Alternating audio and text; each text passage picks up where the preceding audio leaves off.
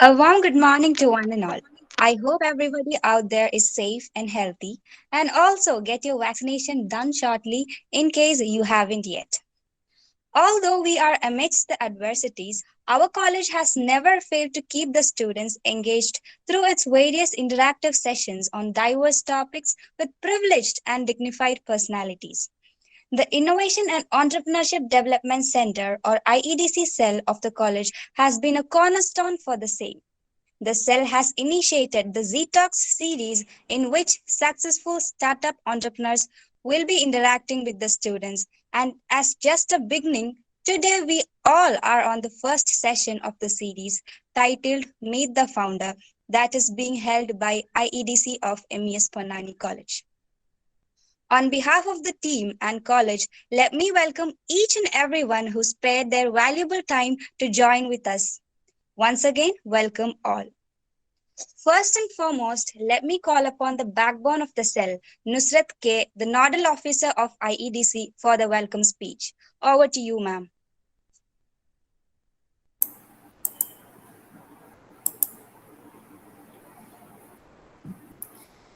Thank you, Aisha. Respected dignitaries in this virtual dais, participants, my colleagues, students, and all others gathered over here, a very good morning to one and all. It's my pleasure to be here in the inaugural part of the Meet the Founder, an interactive session with a successful startup founder organized by the IEDC of MES Ponnani College. With this session, we are going to launch our set of the success story series, that is the talks and interactive sessions with the successful entrepreneurs. As a beginning of set talks, we have got the right person as a speaker, that is Mr. Joy Sebastian sir, the co-founder and CEO of Techgencia Software Technologies. Techgencia has won the Digital India Grant Innovation Challenge for developing India's own video conferencing app named vConsole. vConsole is declared as the official video conferencing platform of central government. Recently, our speaker, Joe Sebastian sir, has received the badge of honor from Ajay Prakash Sani, the Secretary of IT, Government of India, to function in Delhi. I express my sincere gratitude to Joe Sebastian sir for accepting our invitation without any hesitations. Thank you, sir. I hope sir will guide all of us through his journey by sharing his own experiences till reaching this position. So, dear participants, be ready to hear this legend and get inspired with him. We have got more than 250 registrations for our program. Participants are attending the session as both Google Meet and YouTube Live. Expecting all of your wholehearted cooperation and support throughout the program, I welcome all of you to this interactive session. Now, I would like to welcome our beloved principal, Dr. Ajims P. Mohammed, to this session. Welcome, sir. It's my pleasure and privilege to welcome our respected resource person, Mr. Joy Sebastian, sir, on behalf of our college to this session. Hearty welcome, sir. Next, I welcome the secretary and correspondent of our college, Mr. M.K. Mohammed Rashid, to this session. Welcome, sir. Then I welcome the IEDC Assistant Nodal Officer, Dr. Raju Shani CP, and the CEO, Mr. Julfar, to this session. After all, I welcome all the participants, that is the students, faculties inside and outside our college to this program. Last but not least, I welcome my own people, that is the members of IEDC to this session. Once again, I welcome all. The success of all events always depends on the involvement of all participants or all of you. Please try to interact with our speaker and try to get more ideas. I wish you all a wonderful and fruitful on our session ahead. Thank you all.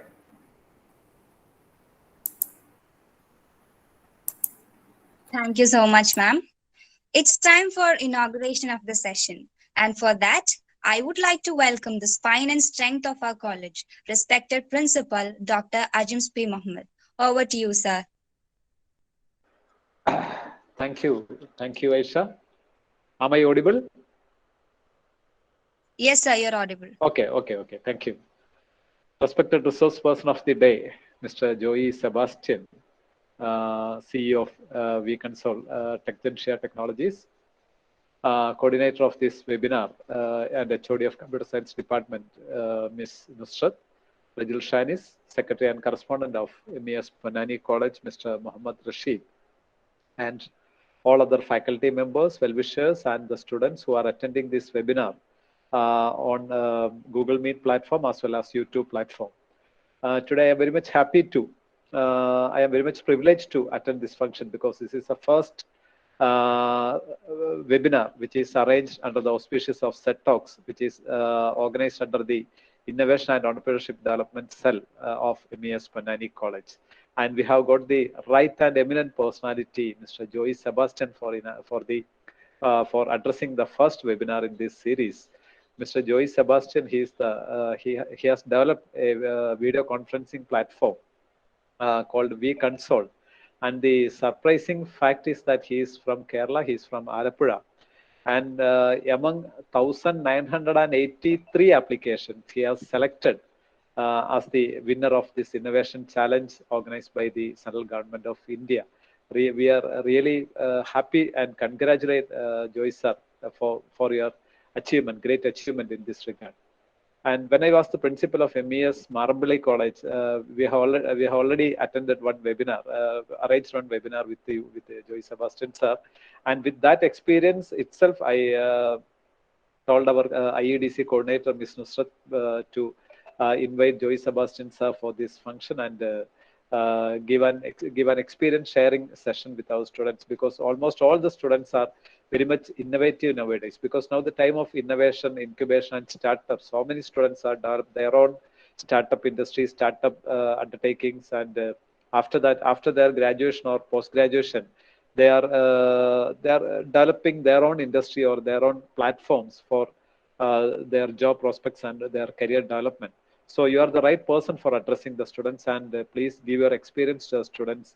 And we are very much fortunate to have a session like this. And I congratulate the coordinators of IEDC, Nusrat, Rajul Shanis, and Julfar for arranging this session. And with all your permission and with all your blessings, I declare that the webinar, the first first session of SET Talks is officially inaugurated. And I really grateful to Joy Sebastian sir for accepting our invitation. Thank you very much, sir. Thank you. Thank you, sir. Can you imagine living without the help of technology or electronic gadgets these days? I bet you can't. The IT field has been into its peak ever since the onset of pandemic. Amidst all the rising technologies, have you ever happened to hear about Techgentia Software Technologies? Okay, be it as a yes or no. Let me throw a brief idea for your knowledge, though it was said by the principal. Techgentia laid its first stone in 2009, based out of Cherthala in Alappuzha district of Kerala. Their growth and development have been jaw-dropping ever since their inception. Techgentia chose to share milestones with the Research and Development Center for Real-Time Communication Collaboration Technologies. They commenced with rendering technology consulting to a leading internet communication collaboration company in USA. Now, Techgentia Software Technology provides research and development services to many video conferencing service providers across the globe. Its diversified base encompasses a wide range of clienteles, from small and medium enterprises to multinational companies, mostly rooted at USA and Europe. And like adding ice to the sugar and adding icing to the cake, Techgentia's vConsole will replace the tycoons of video conferencing, Zoom and Google Meet, in government offices for the next 3 years. And that's why it's been selected as the winner of Innovation Challenge for Development of Video Conferencing Solution conducted by Ministry of Electronics and Information Technology under Digital India program. And above all, They anticipate to revolutionize the lives of common people by the use of technology, which indeed has become the need of our in the contemporary world. And do you think all this would be possible without the captain of the ship, with whose vision and passion made a huge impact in the IT field?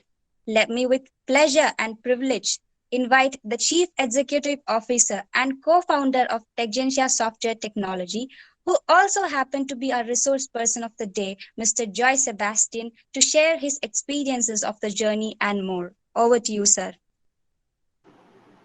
Thank you, Aisha. Thank you, Nasrat ma'am. Thank you, Ajim sir, because I knew Ajim sir earlier. So, good morning, very good morning to you all. Everyone is Malayali or any other language speaking people here? Because I want to, no, not a problem. Let us start. So, sir, you can use both English and Malayalam. No okay. issues. I think majority are Malayalis. Okay. Okay. Thank you, sir. Thank you. As Aisha introduced me and Ajim sir introduced me, already you heard about something about Techgentia we consult. So I don't want to go into the details what they actually told right now. I would like you to have ask questions in between so that it can be a truly interactive session. Because when you ask questions, I will go into deep and explore my ideas. So let me start with something about my journey. So it's an interesting one and not a regular journey of a startup entrepreneur actually, because when you think about startup, as Jim said told you, now it is a day of incubation, entrepreneurship, and everything that is happening inside the college itself. But when I was studying, it was not the case actually. There were only placement cells in the college. Now you have entrepreneurship cell like IADC. Earlier, 25 years back, it was only placement cells because colleges are making people for the companies, for placing them, for making them an employee. It's not an employer. Colleges are molding students to make them an employee in that period.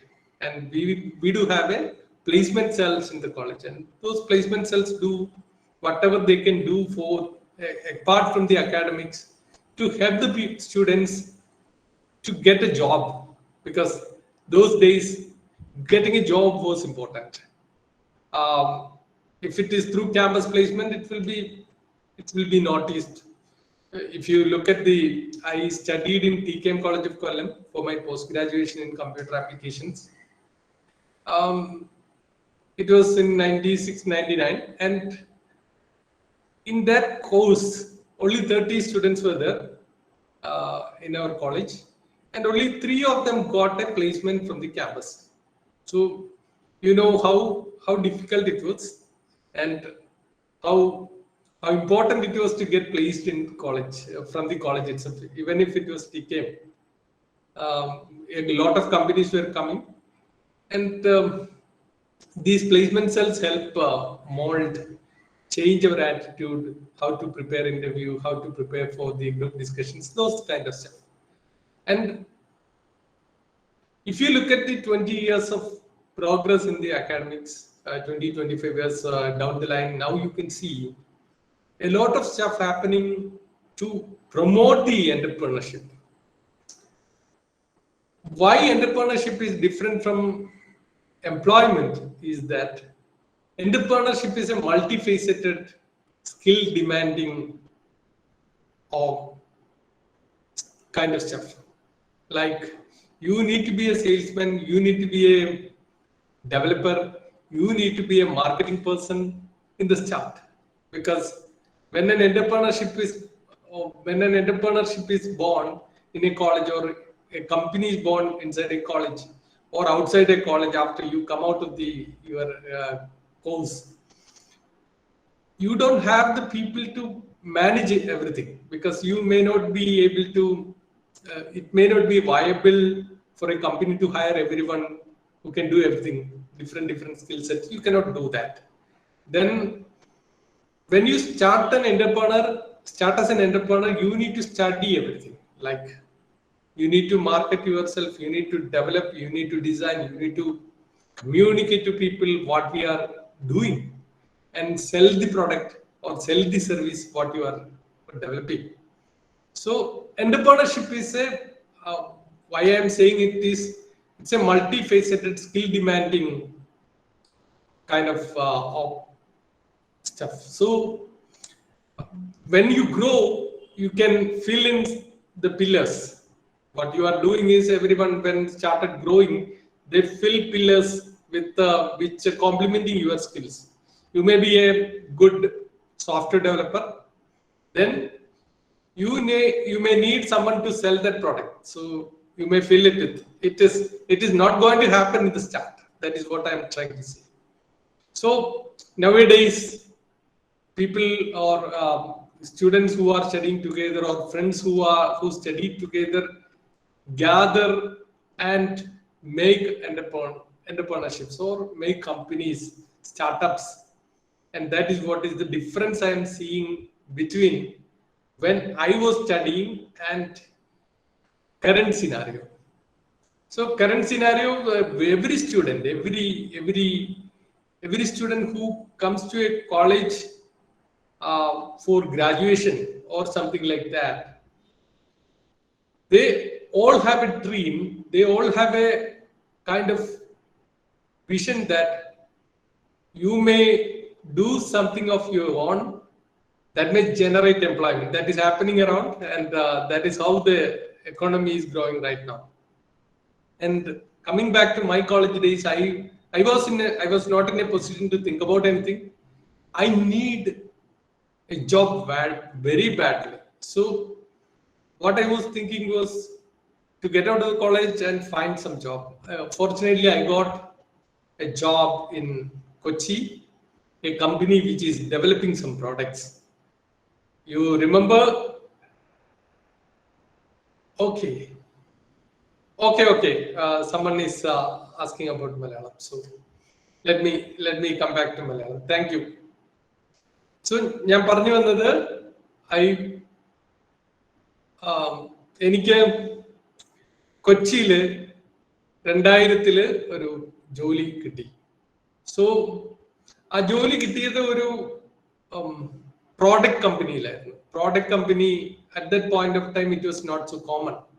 അത്ര common ആയിരുന്നില്ല കേരളത്തിലും ഇന്ത്യയിലും ഒത്തിരി കമ്പനികൾ ഉണ്ട് ആ സമയത്ത്. Infosys, TCS അതുപോലുള്ള വമ്പന്മാരൊക്കെ ഉണ്ട്. പക്ഷെ അവരാരും പ്രോഡക്റ്റ് ഡെവലപ്മെന്റിലേക്കൊന്നും മൂവ് ചെയ്തിരുന്നില്ല. അവരെല്ലാം ചെയ്തുകൊണ്ടിരുന്നത്, അത് നിങ്ങൾ മനസ്സിലാക്കേണ്ട ഒരു സംഗതിയാണ്. There are two types of companies, software companies. ഞാൻ സോഫ്റ്റ്വെയർ കമ്പനീസിന്റെ കാര്യം പറഞ്ഞാൽ 2 തരം കമ്പനികൾ. ഏത് കമ്പനികൾക്കും അത് ബാധകമാണ്, പക്ഷെ സോഫ്റ്റ്വെയർ കമ്പനീസ് മെയിൻലി 2 തരമുണ്ട്. ഒന്ന് നമ്മുടെ മൈക്രോസോഫ്റ്റ്, ഫേസ്ബുക്ക് പോലുള്ള കമ്പനികളാണ്. അവരെന്താ ചെയ്യണമെന്ന് ചോദിച്ചാൽ, they are building their own products and selling it to people after developing the product and finished good ആയിട്ട് വിൽക്കുകയാണ്. സോ നമ്മൾ കാണുന്ന പല പ്രോഡക്ട്സും അങ്ങനെയാണ്. ഇപ്പൊ ആപ്പിൾ, മൈക്രോസോഫ്റ്റ്, ഇവരെല്ലാം പ്രോഡക്റ്റ് സെല് ചെയ്യുന്ന കമ്പനികളാണ്. വേറൊരു തരം കമ്പനിയുണ്ട്. ഇപ്പൊ ഇന്ത്യയിലെ കമ്പനികളെ ജയന്റ്സിനെ എടുത്ത് നോക്കിയാൽ TCS, വിപ്രോ. ഇപ്പൊ കഴിഞ്ഞ ദിവസം നിങ്ങൾ പത്രത്തിൽ ഒരു വാർത്ത വായിച്ചിട്ടുണ്ടാവും. ഇൻകം ടാക്സിന് വേണ്ടി ഇൻഫോസിസ് ചെയ്ത ഒരു സോഫ്റ്റ്വെയർ വർക്ക് ചെയ്യാതായപ്പോ ഇൻഫോസിസിന്റെ സിഇഒനെ കേന്ദ്ര ധനമന്ത്രി വിളിച്ചു വരുത്തിയിരിക്കുന്നു. അതിന്റെ കാരണം അത് ഞാൻ പറയാൻ കാര്യം, ആ പ്രോഡക്റ്റ് ഉണ്ടാക്കിയത് ഗവൺമെന്റിന് വേണ്ടിയാണ്, കേന്ദ്ര സർക്കാരിന് വേണ്ടി ഇൻഫോസിസ് ഒരു വർക്ക് ചെയ്ത് അങ്ങോട്ട് ഹാൻഡ് ഓവർ ചെയ്യാൻ. ആ പ്രോഡക്റ്റ് ഓൺ ചെയ്യുന്നത് നമ്മുടെ IT ഇൻകം ടാക്സ് ഡിപ്പാർട്ട്മെന്റ് ആയിരിക്കും, അല്ലെങ്കിൽ ധനകാര്യ മന്ത്രാലയമായിരിക്കും. അപ്പൊ അങ്ങനെ അതിനൊരു ജോബ് കോൺട്രാക്ട് പോലെയാണ്. ഇത്ര രൂപയ്ക്ക് ചെയ്തു കൊടുക്കുക. അതിനെ നമ്മൾ സാധാരണ വിളിക്കുക ഡെവലപ്മെന്റ് സർവീസ് എന്നാണ്. സോഫ്റ്റ്വെയർ ഡെവലപ്മെന്റ് സർവീസ് ആയിട്ട് ചെയ്ത് അതിനുള്ള പേയ്മെന്റ് വാങ്ങിയ ഒരു കോൺട്രാക്ട് ജോബ് പോലെ. ഇത്തരം രണ്ടു തരം കമ്പനികൾ സ്വാഭാവികമായിട്ടുണ്ട്. ഒന്ന് പ്രോഡക്റ്റ് ഉണ്ടാക്കുന്ന ആപ്പിൾ പോലുള്ള കമ്പനികൾ, അവർ ഇത്തരം ജോലിയൊന്നും എടുക്കില്ല. അവരവരുടെ പ്രോഡക്റ്റ് ഉണ്ടാക്കും, അവരത് വിൽക്കും. രണ്ടാമത്തത് ഇൻഫോസിസും TCS ഒക്കെ ചെയ്യുന്ന പോലെ മറ്റുള്ളവർക്ക് വേണ്ടി സോഫ്റ്റ്വെയറുകൾ അവരുടെ ആവശ്യത്തിനനുസരിച്ച് ഡെവലപ്പ് ചെയ്ത് കൊടുക്കുക. അങ്ങനെ രണ്ടു തരം കമ്പനികളുണ്ട്. അപ്പൊ പക്ഷേ നിങ്ങൾക്ക് ഇപ്പൊ തന്നെ വ്യത്യാസം മനസ്സിലായി കാണും. പ്രോഡക്റ്റ് കമ്പനീസ് ആയിരിക്കും വലിയ ജയൻസ് ആയിട്ട് മാറുക. ആ പ്രോഡക്റ്റ് ഹിറ്റ് ആയാൽ ദേ വിൽ ബിക്കം വെരി, എന്താ പറയുക, very large and very giant corporates like apple, Facebook, Amazon. നമ്മുടെ TCS, ഇൻഫോസിസും ഒക്കെ ആളുകളുടെ എണ്ണത്തിലൊക്കെ കൂടുതലൊക്കെ ഉണ്ടാവും. അത് അവർക്ക് കിട്ടുന്ന പ്രോജക്ട്സിൽ ആളുകളെ സപ്ലൈ ചെയ്യാൻ വേണ്ടിയാണ്. പക്ഷെ അവരാരും മറ്റേ ഞാൻ നേരത്തെ പറഞ്ഞ ആപ്പിളോ ഫേസ്ബുക്കോ പോലെ വലിയ ഭയങ്കര വലിയ മൂല്യം. എന്നെ കേൾക്കാമോ? ഹലോ, കേൾക്കാമോ? Yes, sir. Audible ആണ്. ഓക്കെ, അപ്പം ഞാൻ പറഞ്ഞു വന്നത്, എനിക്ക് അന്ന് ഇന്ത്യയിൽ അന്ന് ഇതുപോലുള്ള കമ്പനികൾ വളരെ കുറവായിരുന്നു. എനിക്ക് പക്ഷെ ജോലി കിട്ടിയത് ഒരു പ്രോഡക്റ്റ് കമ്പനിയിലാണ്. അക്കാലത്ത് നിങ്ങൾ വിശ്വസിക്കുമോ എന്ന് എനിക്കറിയില്ല. ഇന്റർനെറ്റ് ഒക്കെ നമ്മുടെ നാട്ടിൽ അന്ന് ഡയലപ്പ് കണക്ഷൻ ആണ്. ഫോണിലെ ഒരു നമ്പറിലേക്ക് ഡയൽ ചെയ്തിട്ട് കണക്ട് ചെയ്ത് ഉപയോഗിക്കുന്ന രീതിയിലാണ് ഇന്റർനെറ്റ്. ഇന്നത്തെ പോലെ ഈസി ആക്സസ് ഉള്ള സമയമല്ല. ആ ഇന്റർനെറ്റ് ഉള്ള സമയത്ത് ഞങ്ങള് ഇതുപോലൊരു ടൂള്, ഒരു പ്രോഡക്റ്റ് ഉണ്ടാക്കാനാണ് അന്ന് അവിടെ ശ്രമിച്ചുകൊണ്ടിരുന്നത്. ഫോർച്ചുനേറ്റ്ലി എനിക്ക് ആ പ്രോജക്റ്റിലാണ് എൻ്റെ ആദ്യത്തെ അസൈൻമെന്റ് കിട്ടിയത്. അങ്ങനെ ഞാൻ ആ അസൈൻമെന്റുമായിട്ട് 2000 മുതൽ 2006 വരെ അവിടെ വർക്ക് ചെയ്തു. ആ കമ്പനിയുടെ പേര് അവനീർ എന്നായിരുന്നു. കമ്പനി എന്റെ മേ ബി അത്രയധികം പേർക്ക് കേരളത്തിൽ നിന്നൊക്കെ അന്ന് പഠിച്ചിറങ്ങുന്നവർക്ക് കിട്ടുന്ന ഭാഗ്യമായിരുന്നില്ല അതുപോലെ പ്രോഡക്റ്റ് കമ്പനീസിൽ വർക്ക് ചെയ്യുക എന്നുള്ളത്. ഭാഗ്യത്തിന് എനിക്ക് കിട്ടി. അതുമല്ല, ഇതുപോലെ ഒരു പ്രോഡക്റ്റില് ഇപ്പൊ നമ്മളിപ്പോ ഓഡിയോ കോൺഫറൻസിലാണെന്ന് വേണേൽ പറയാം. എല്ലാവരും വീഡിയോ ഓഫ് ചെയ്ത് വെച്ചിരിക്കുകയാണ്. എല്ലാവരുടെയും വെറുതെ പടം മാത്രമേ കാണിക്കുന്നുള്ളൂ. എന്റെ ഉൾപ്പെടെ വീഡിയോ ഓഫാണ്. ഇപ്പൊ ഞാൻ ഓഫ് ചെയ്തല്ല കേട്ടോ, എനിക്ക് തോന്നുന്നു എന്റെ നെറ്റ്വർക്ക് പോയപ്പോ അവൻ തനിയെ ഓഫ് ചെയ്ത് വെച്ചതാണ്. Okay, I think there is a problem with me. Okay, അപ്പം ഞാൻ പറഞ്ഞത് വീഡിയോ, ഈ പറഞ്ഞതുപോലെ വീഡിയോ ഇല്ലാതെ ഓഡിയോ വഴി മൾട്ടിപ്പിൾ ആൾക്കാർക്ക് കമ്മ്യൂണിക്കേറ്റ് ചെയ്യാവുന്ന ഒരു സോഫ്റ്റ്വെയർ ഉണ്ടാക്കാനാണ് അന്ന് ഞങ്ങൾ 2000-ൽ, ഒരുപക്ഷെ ഇന്റർനെറ്റ് ഒക്കെ വളരെ ലിമിറ്റഡ് ആയിരിക്കുന്ന സമയത്ത് ഞങ്ങൾ ശ്രമിച്ചുകൊണ്ടിരുന്നത്. അത് 2006 വരെ ഞാൻ അവിടെ തന്നെ നിന്നു. പ്രോഡക്റ്റ് കമ്പനികൾക്ക് ഒരു കുഴപ്പമുണ്ട്. ആ കുഴപ്പം എന്ന് പറഞ്ഞാൽ വിജയിച്ചാൽ ഭയങ്കര ജയന്റ് ആയിട്ട് മാറും, ജയന്റ് കമ്പനീസ് ആയിട്ട് മാറും. പരാജയപ്പെട്ടാൽ, പ്രോഡക്റ്റ് വിജയിച്ചില്ലെങ്കിൽ കമ്പനി മിക്കവാറും പൊട്ടിപ്പോകും. അപ്പൊ ഞാനും അല്ലെങ്കിൽ എൻ്റെ അന്നത്തെ കമ്പനി സത്യം പറഞ്ഞാൽ പ്രോഡക്റ്റ് ഒക്കെ പുറത്തേക്ക് ഇറങ്ങിയെങ്കിലും അത് ആ സമയത്ത് ഉപയോഗിക്കാവുന്ന രൂപത്തിലായിരുന്നില്ല. അതുകൊണ്ട് product failed. And the company also got into financial crisis. അത് കുഴപ്പത്തിലായി ഞങ്ങളുടെ കമ്പനി പൂട്ടിപ്പോയി 2006-ൽ. 2006-ന് ശേഷം ഞാൻ പല കമ്പനികൾക്ക് വേണ്ടി പലവിധ ജോലികൾ ചെയ്തു. 2007-ല് ഈ പഴയ കമ്പനിയുടെ ഓണർ തന്നെ എന്നെ വിളിച്ചിട്ട്, ആ സമയത്ത് ഞാൻ ഈ പ്രോഡക്റ്റിന്റെ ഒരു പ്രധാനപ്പെട്ട ഒരു ഭാഗമായി മാറിയിരുന്നു, എന്നെ വിളിച്ചിട്ട് ഈ പ്രോഡക്റ്റ് കണ്ടിന്യൂ ചെയ്യാൻ കഴിയുമോ എന്ന് ചോദിച്ചതാണ് ഞാൻ വീണ്ടും ഈ മേഖലയിലേക്ക് തിരിച്ചു വന്നത്. ആദ്യത്തെ കമ്പനിയിലെ ജോലി പോയതിനു ശേഷം 2009-ൽ ഞാൻ ഒറ്റയ്ക്കാണ് 2007 തൊട്ട് പല കാര്യങ്ങളും ചെയ്തിരുന്നത്. ഒറ്റയ്ക്ക് എന്ന് പറഞ്ഞാൽ എന്റെ സുഹൃത്തുക്കൾ ഇൻഡിവിജ്വൽ കപ്പാസിറ്റിയിൽ ചെയ്തു. പക്ഷെ 2009 ആയപ്പോഴത്തേനും ഇൻഡിവിജ്വൽ കപ്പാസിറ്റിയിൽ ചെയ്യുന്നതിൽ കുറച്ച് നിയമ തടസ്സങ്ങളൊക്കെ വന്നു. ഇൻ ദ സെൻസ്, പണം കൈകാര്യം ചെയ്യുന്നതിൽ, ഇൻകം ടാക്സ് കൈകാര്യം ചെയ്യുന്നതിലൊക്കെ പ്രശ്നങ്ങൾ വരുമ്പോൾ നമ്മൾ സ്വാഭാവികമായ ഒരു വ്യവസ്ഥാപിതമായ ഒരു സ്ഥാപനത്തിന്റെ മോഡലിലേക്ക് മാറാൻ തീരുമാനിച്ചു. അങ്ങനെ ടെക്ജൻഷ്യ സ്ഥാപിച്ചു. ഞാൻ നേരത്തെ പറഞ്ഞത്, ആദ്യം തുടങ്ങിയപ്പോൾ ഞാൻ നിങ്ങളോട് പറഞ്ഞു, ഇന്നുള്ള സ്റ്റാർട്ടപ്പുകൾ ഉണ്ടാവുന്നത് പോലെ ഉണ്ടായ ഒരു കമ്പനി അല്ല Techgentsia. Techgentsia was an accidental entrepreneurship. ഞാൻ എപ്പോഴും ഉപയോഗിക്കുന്ന ഒരു വാക്കാണ്. ഞാൻ ബേസിക്കലി എൻ്റെ സ്വഭാവത്തിലോ എൻ്റെ രീതികളിലോ, ഞാൻ പഠിച്ചു വളർന്ന സാഹചര്യങ്ങളിലോ ഞാനൊരു എന്റർപ്രണർ ആവാൻ യാതൊരു സാധ്യതയും ഇല്ലാത്ത ആളാണ്. ഒരു എന്റർപ്രണർക്ക് കുറെ കഴിവുകൾ സ്വയമേ ഉണ്ടാവും. സ്വയം പ്രകാശിപ്പിക്കുക, ആൾക്കാരുടെ അടുത്ത് പോയി പ്രസന്റ് ചെയ്യുക, വെറുതെ ഒരു ഡെവലപ്മെന്റ് മാത്രം അറിയാവുന്ന അല്ലെങ്കിൽ സോഫ്റ്റ്വെയർ ഡെവലപ്മെന്റിൽ മാത്രം ജോലി ചെയ്തുള്ള പരിചയമുള്ള ഒരാൾക്ക് അത്ര പെട്ടെന്ന് അന്നത്തെ കാലത്ത് എന്റർപ്രണർ ആവാൻ പറ്റില്ല. അപ്പോ സ്വാഭാവികമായിട്ടും ഞാന് എന്റർപ്രണർ എന്നുള്ള ഒരു ഇത് സത്യത്തിൽ ഞാൻ ആലോചിച്ചിരുന്നില്ല. അപ്പം ഈ പറഞ്ഞൊരു പ്രശ്നം 2009 ആയപ്പോഴത്തേക്കും സ്വാഭാവികമായിട്ട് എന്റെ തലയിലേക്ക് എന്റർപ്രണർ ആവേണ്ടി വരുന്ന ഒരു സ്ഥിതിവിശേഷം ഉണ്ടാവുകയാണ് ചെയ്തത്. അങ്ങനെ ഞാൻ ടെക് ജംഗ്ഷൻ തുടങ്ങി. ടെക് ജംഗ്ഷൻ തുടങ്ങിയപ്പോൾ തന്നെ ഞാൻ പറഞ്ഞല്ലോ, വീഡിയോ കോൺഫറൻസിങ് അന്ന് ഞങ്ങൾ തുടങ്ങിയ ഓഡിയോ കോൺഫറൻസിങ് എന്നുള്ള സംഗതി മാറി മാറി അപ്പോഴേക്കും വീഡിയോ കോൺഫറൻസിങ് 2005 ആയപ്പോഴത്തേനും ഓഡിയോ, 2000 ഓഡിയോയിലാണ് തുടങ്ങിയതെങ്കിൽ 2005 ആയപ്പോഴത്തേനും കമ്പനി കൂട്ടുന്നതിന് തൊട്ടു മുമ്പ് വീഡിയോ ആയി മാറിക്കഴിഞ്ഞിരുന്നു.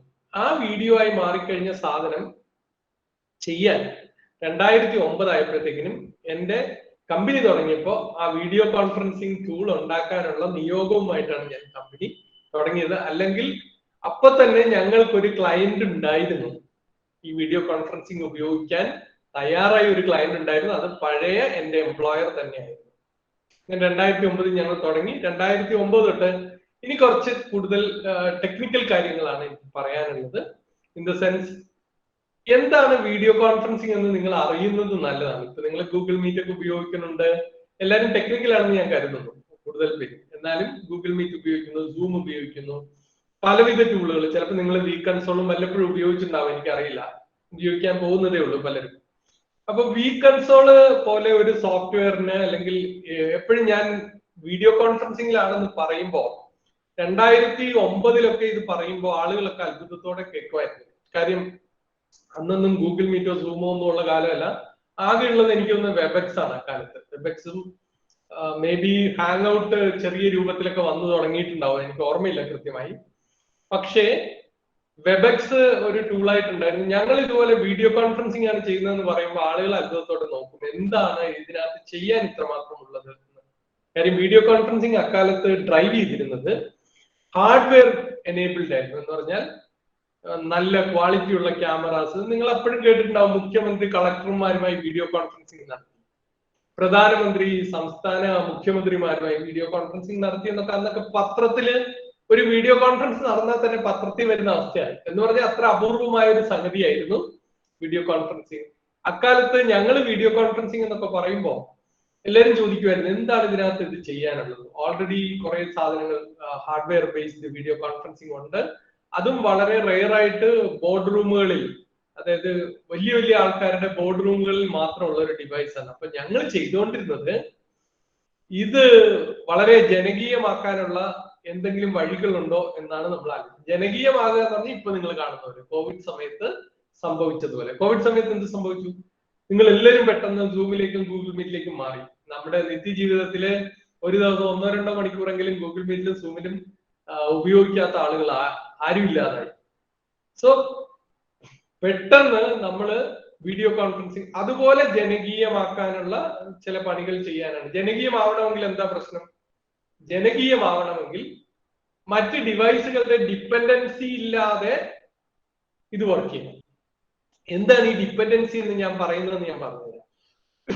നേരത്തെ പറഞ്ഞു, മുഖ്യമന്ത്രിയും ജില്ലാ കളക്ടർമാരുമായും വീഡിയോ കോൺഫറൻസിങ് നടത്തി എന്ന് പറയുമ്പോൾ അതിൽ ഇൻവോൾവ് ചെയ്യുന്ന വളരെ കോസ്റ്റ്ലി ആയിട്ടുള്ള കുറെ ഡിവൈസസ് ഉണ്ടായിരുന്നു അക്കാലത്ത്. ആ ഡിവൈസുകളെ നമുക്ക് റീപ്ലേസ് ചെയ്യാൻ കഴിയുമോ, ആ ഡിവൈസുകളെ എടുത്ത് മാറ്റാൻ കഴിയുമോ എന്നുള്ള ഒരു സംഗതിയാണ് ഞങ്ങൾ നോക്കിക്കൊണ്ടിരുന്നത്. ആ കോസ്റ്റ്ലി ആയിട്ടുള്ള ഡിവൈസ് മാറ്റണമെങ്കിൽ നിങ്ങൾ പറയുന്ന കമ്പ്യൂട്ടറിന് അല്ലെങ്കിൽ മൊബൈൽ ഫോണിന് ക്യാമറ, ഫ്രണ്ട് ക്യാമറയൊക്കെ വരുന്ന 2009 ശേഷമാണ്. അപ്പോൾ നിങ്ങൾ ഓർക്കണം, ഇതൊന്നും ഇല്ലാത്ത സമയത്താണ് ഞങ്ങൾ ഇത് ആലോചിച്ചുകൊണ്ടിരിക്കുന്നത്. അപ്പൊ കമ്പ്യൂട്ടറിന് വെബ് ക്യാമറ ചിലപ്പോൾ എക്സ്റ്റേണൽ ആയിരിക്കും മിക്കവാറും. ഇന്റേണൽ വെബ് ക്യാം ഒക്കെ എല്ലാ ലാപ്ടോപ്പിനും വന്നു തുടങ്ങിയിട്ട് അധികകാലം ആയില്ല. അപ്പം ലാപ്ടോപ്പുകള് ഇതുപോലുള്ള സാധനങ്ങള് ചെറിയ ഡിപ്പെൻഡൻസി ഒഴിവാക്കി, അതായത് ചെറിയ വെബ് ക്യാം ഒക്കെ വെച്ചിട്ട് വീഡിയോ കോൺഫറൻസിംഗിൽ കയറാൻ പറ്റുമോ എന്നുള്ള ആലോചനയാണ് നടത്തിക്കുന്നത്. ഭയങ്കര പ്രശ്നം ഉണ്ടായിരുന്നു. പ്രശ്നം എന്ന് പറഞ്ഞാൽ വീഡിയോ കോൺഫറൻസിങ്ങിന്റെ ബാക്ക് എൻഡ്, അതായത് ഇത് ഈ നമ്മളെ 100 പേരെ കണക്ട് ചെയ്യുന്ന, എനിക്കൊന്ന് 100 പേര് മീറ്റിംഗിലുണ്ട്, 100 പേരെ പരസ്പരം കണക്ട് ചെയ്യുന്ന ഒരു മീറ്റിങ്ങിന് ഭയങ്കര വലിയൊരു ഇൻഫ്രാസ്ട്രക്ചർ പുറകിൽ വർക്ക് ചെയ്യുന്നുണ്ട്. ഈ 100 പേരുടെയും വീഡിയോയും ഓഡിയോയും കളക്ട് ചെയ്ത് ഒരു സെർവറിൽ കൂടെ കയറ്റി ഇറക്കി ആ സെർവറിൽ നിന്ന് വേണം ഈ 100 പേർക്കും തിരിച്ചു കൊടുക്കാൻ. അങ്ങനെയുള്ള ഒരു വലിയൊരു സെർവർ ഇൻഫ്രാസ്ട്രക്ചറും വലിയൊരു ഡാറ്റ നെറ്റ്വർക്കും ഇതിന് വേണം ഈ വീഡിയോ കോൺഫറൻസിൽ. അപ്പൊ പണ്ടാണെങ്കിൽ, അതായത് 2009, 2010 കാലഘട്ടത്തിലൊക്കെ ഈ ഡിവൈസസ്, ഞാൻ ഈ പറഞ്ഞ ബോർഡ് റൂമിൽ ഇരിക്കുന്ന കളക്ടറൊക്കെ ഉപയോഗിക്കുന്ന ഡിവൈസ് ഇപ്പോഴും ഇതിനകത്ത് കയറില്ല. അത് നിങ്ങൾക്ക് അറിയുമെന്നറിയില്ല. ഗൂഗിൾ മീറ്റിലെ കളക്ടറുടെ ഓഫീസ് റൂമിൽ നിന്ന് കയറണമെങ്കിൽ സാധാരണ ലാപ്ടോപ്പ് ഉപയോഗിച്ച് കയറാൻ പറ്റില്ല. അവിടെ ഇരിക്കുന്ന ബോർഡ് റൂമിലെ ഡിവൈസ് ഉപയോഗിക്കാൻ പറ്റില്ല.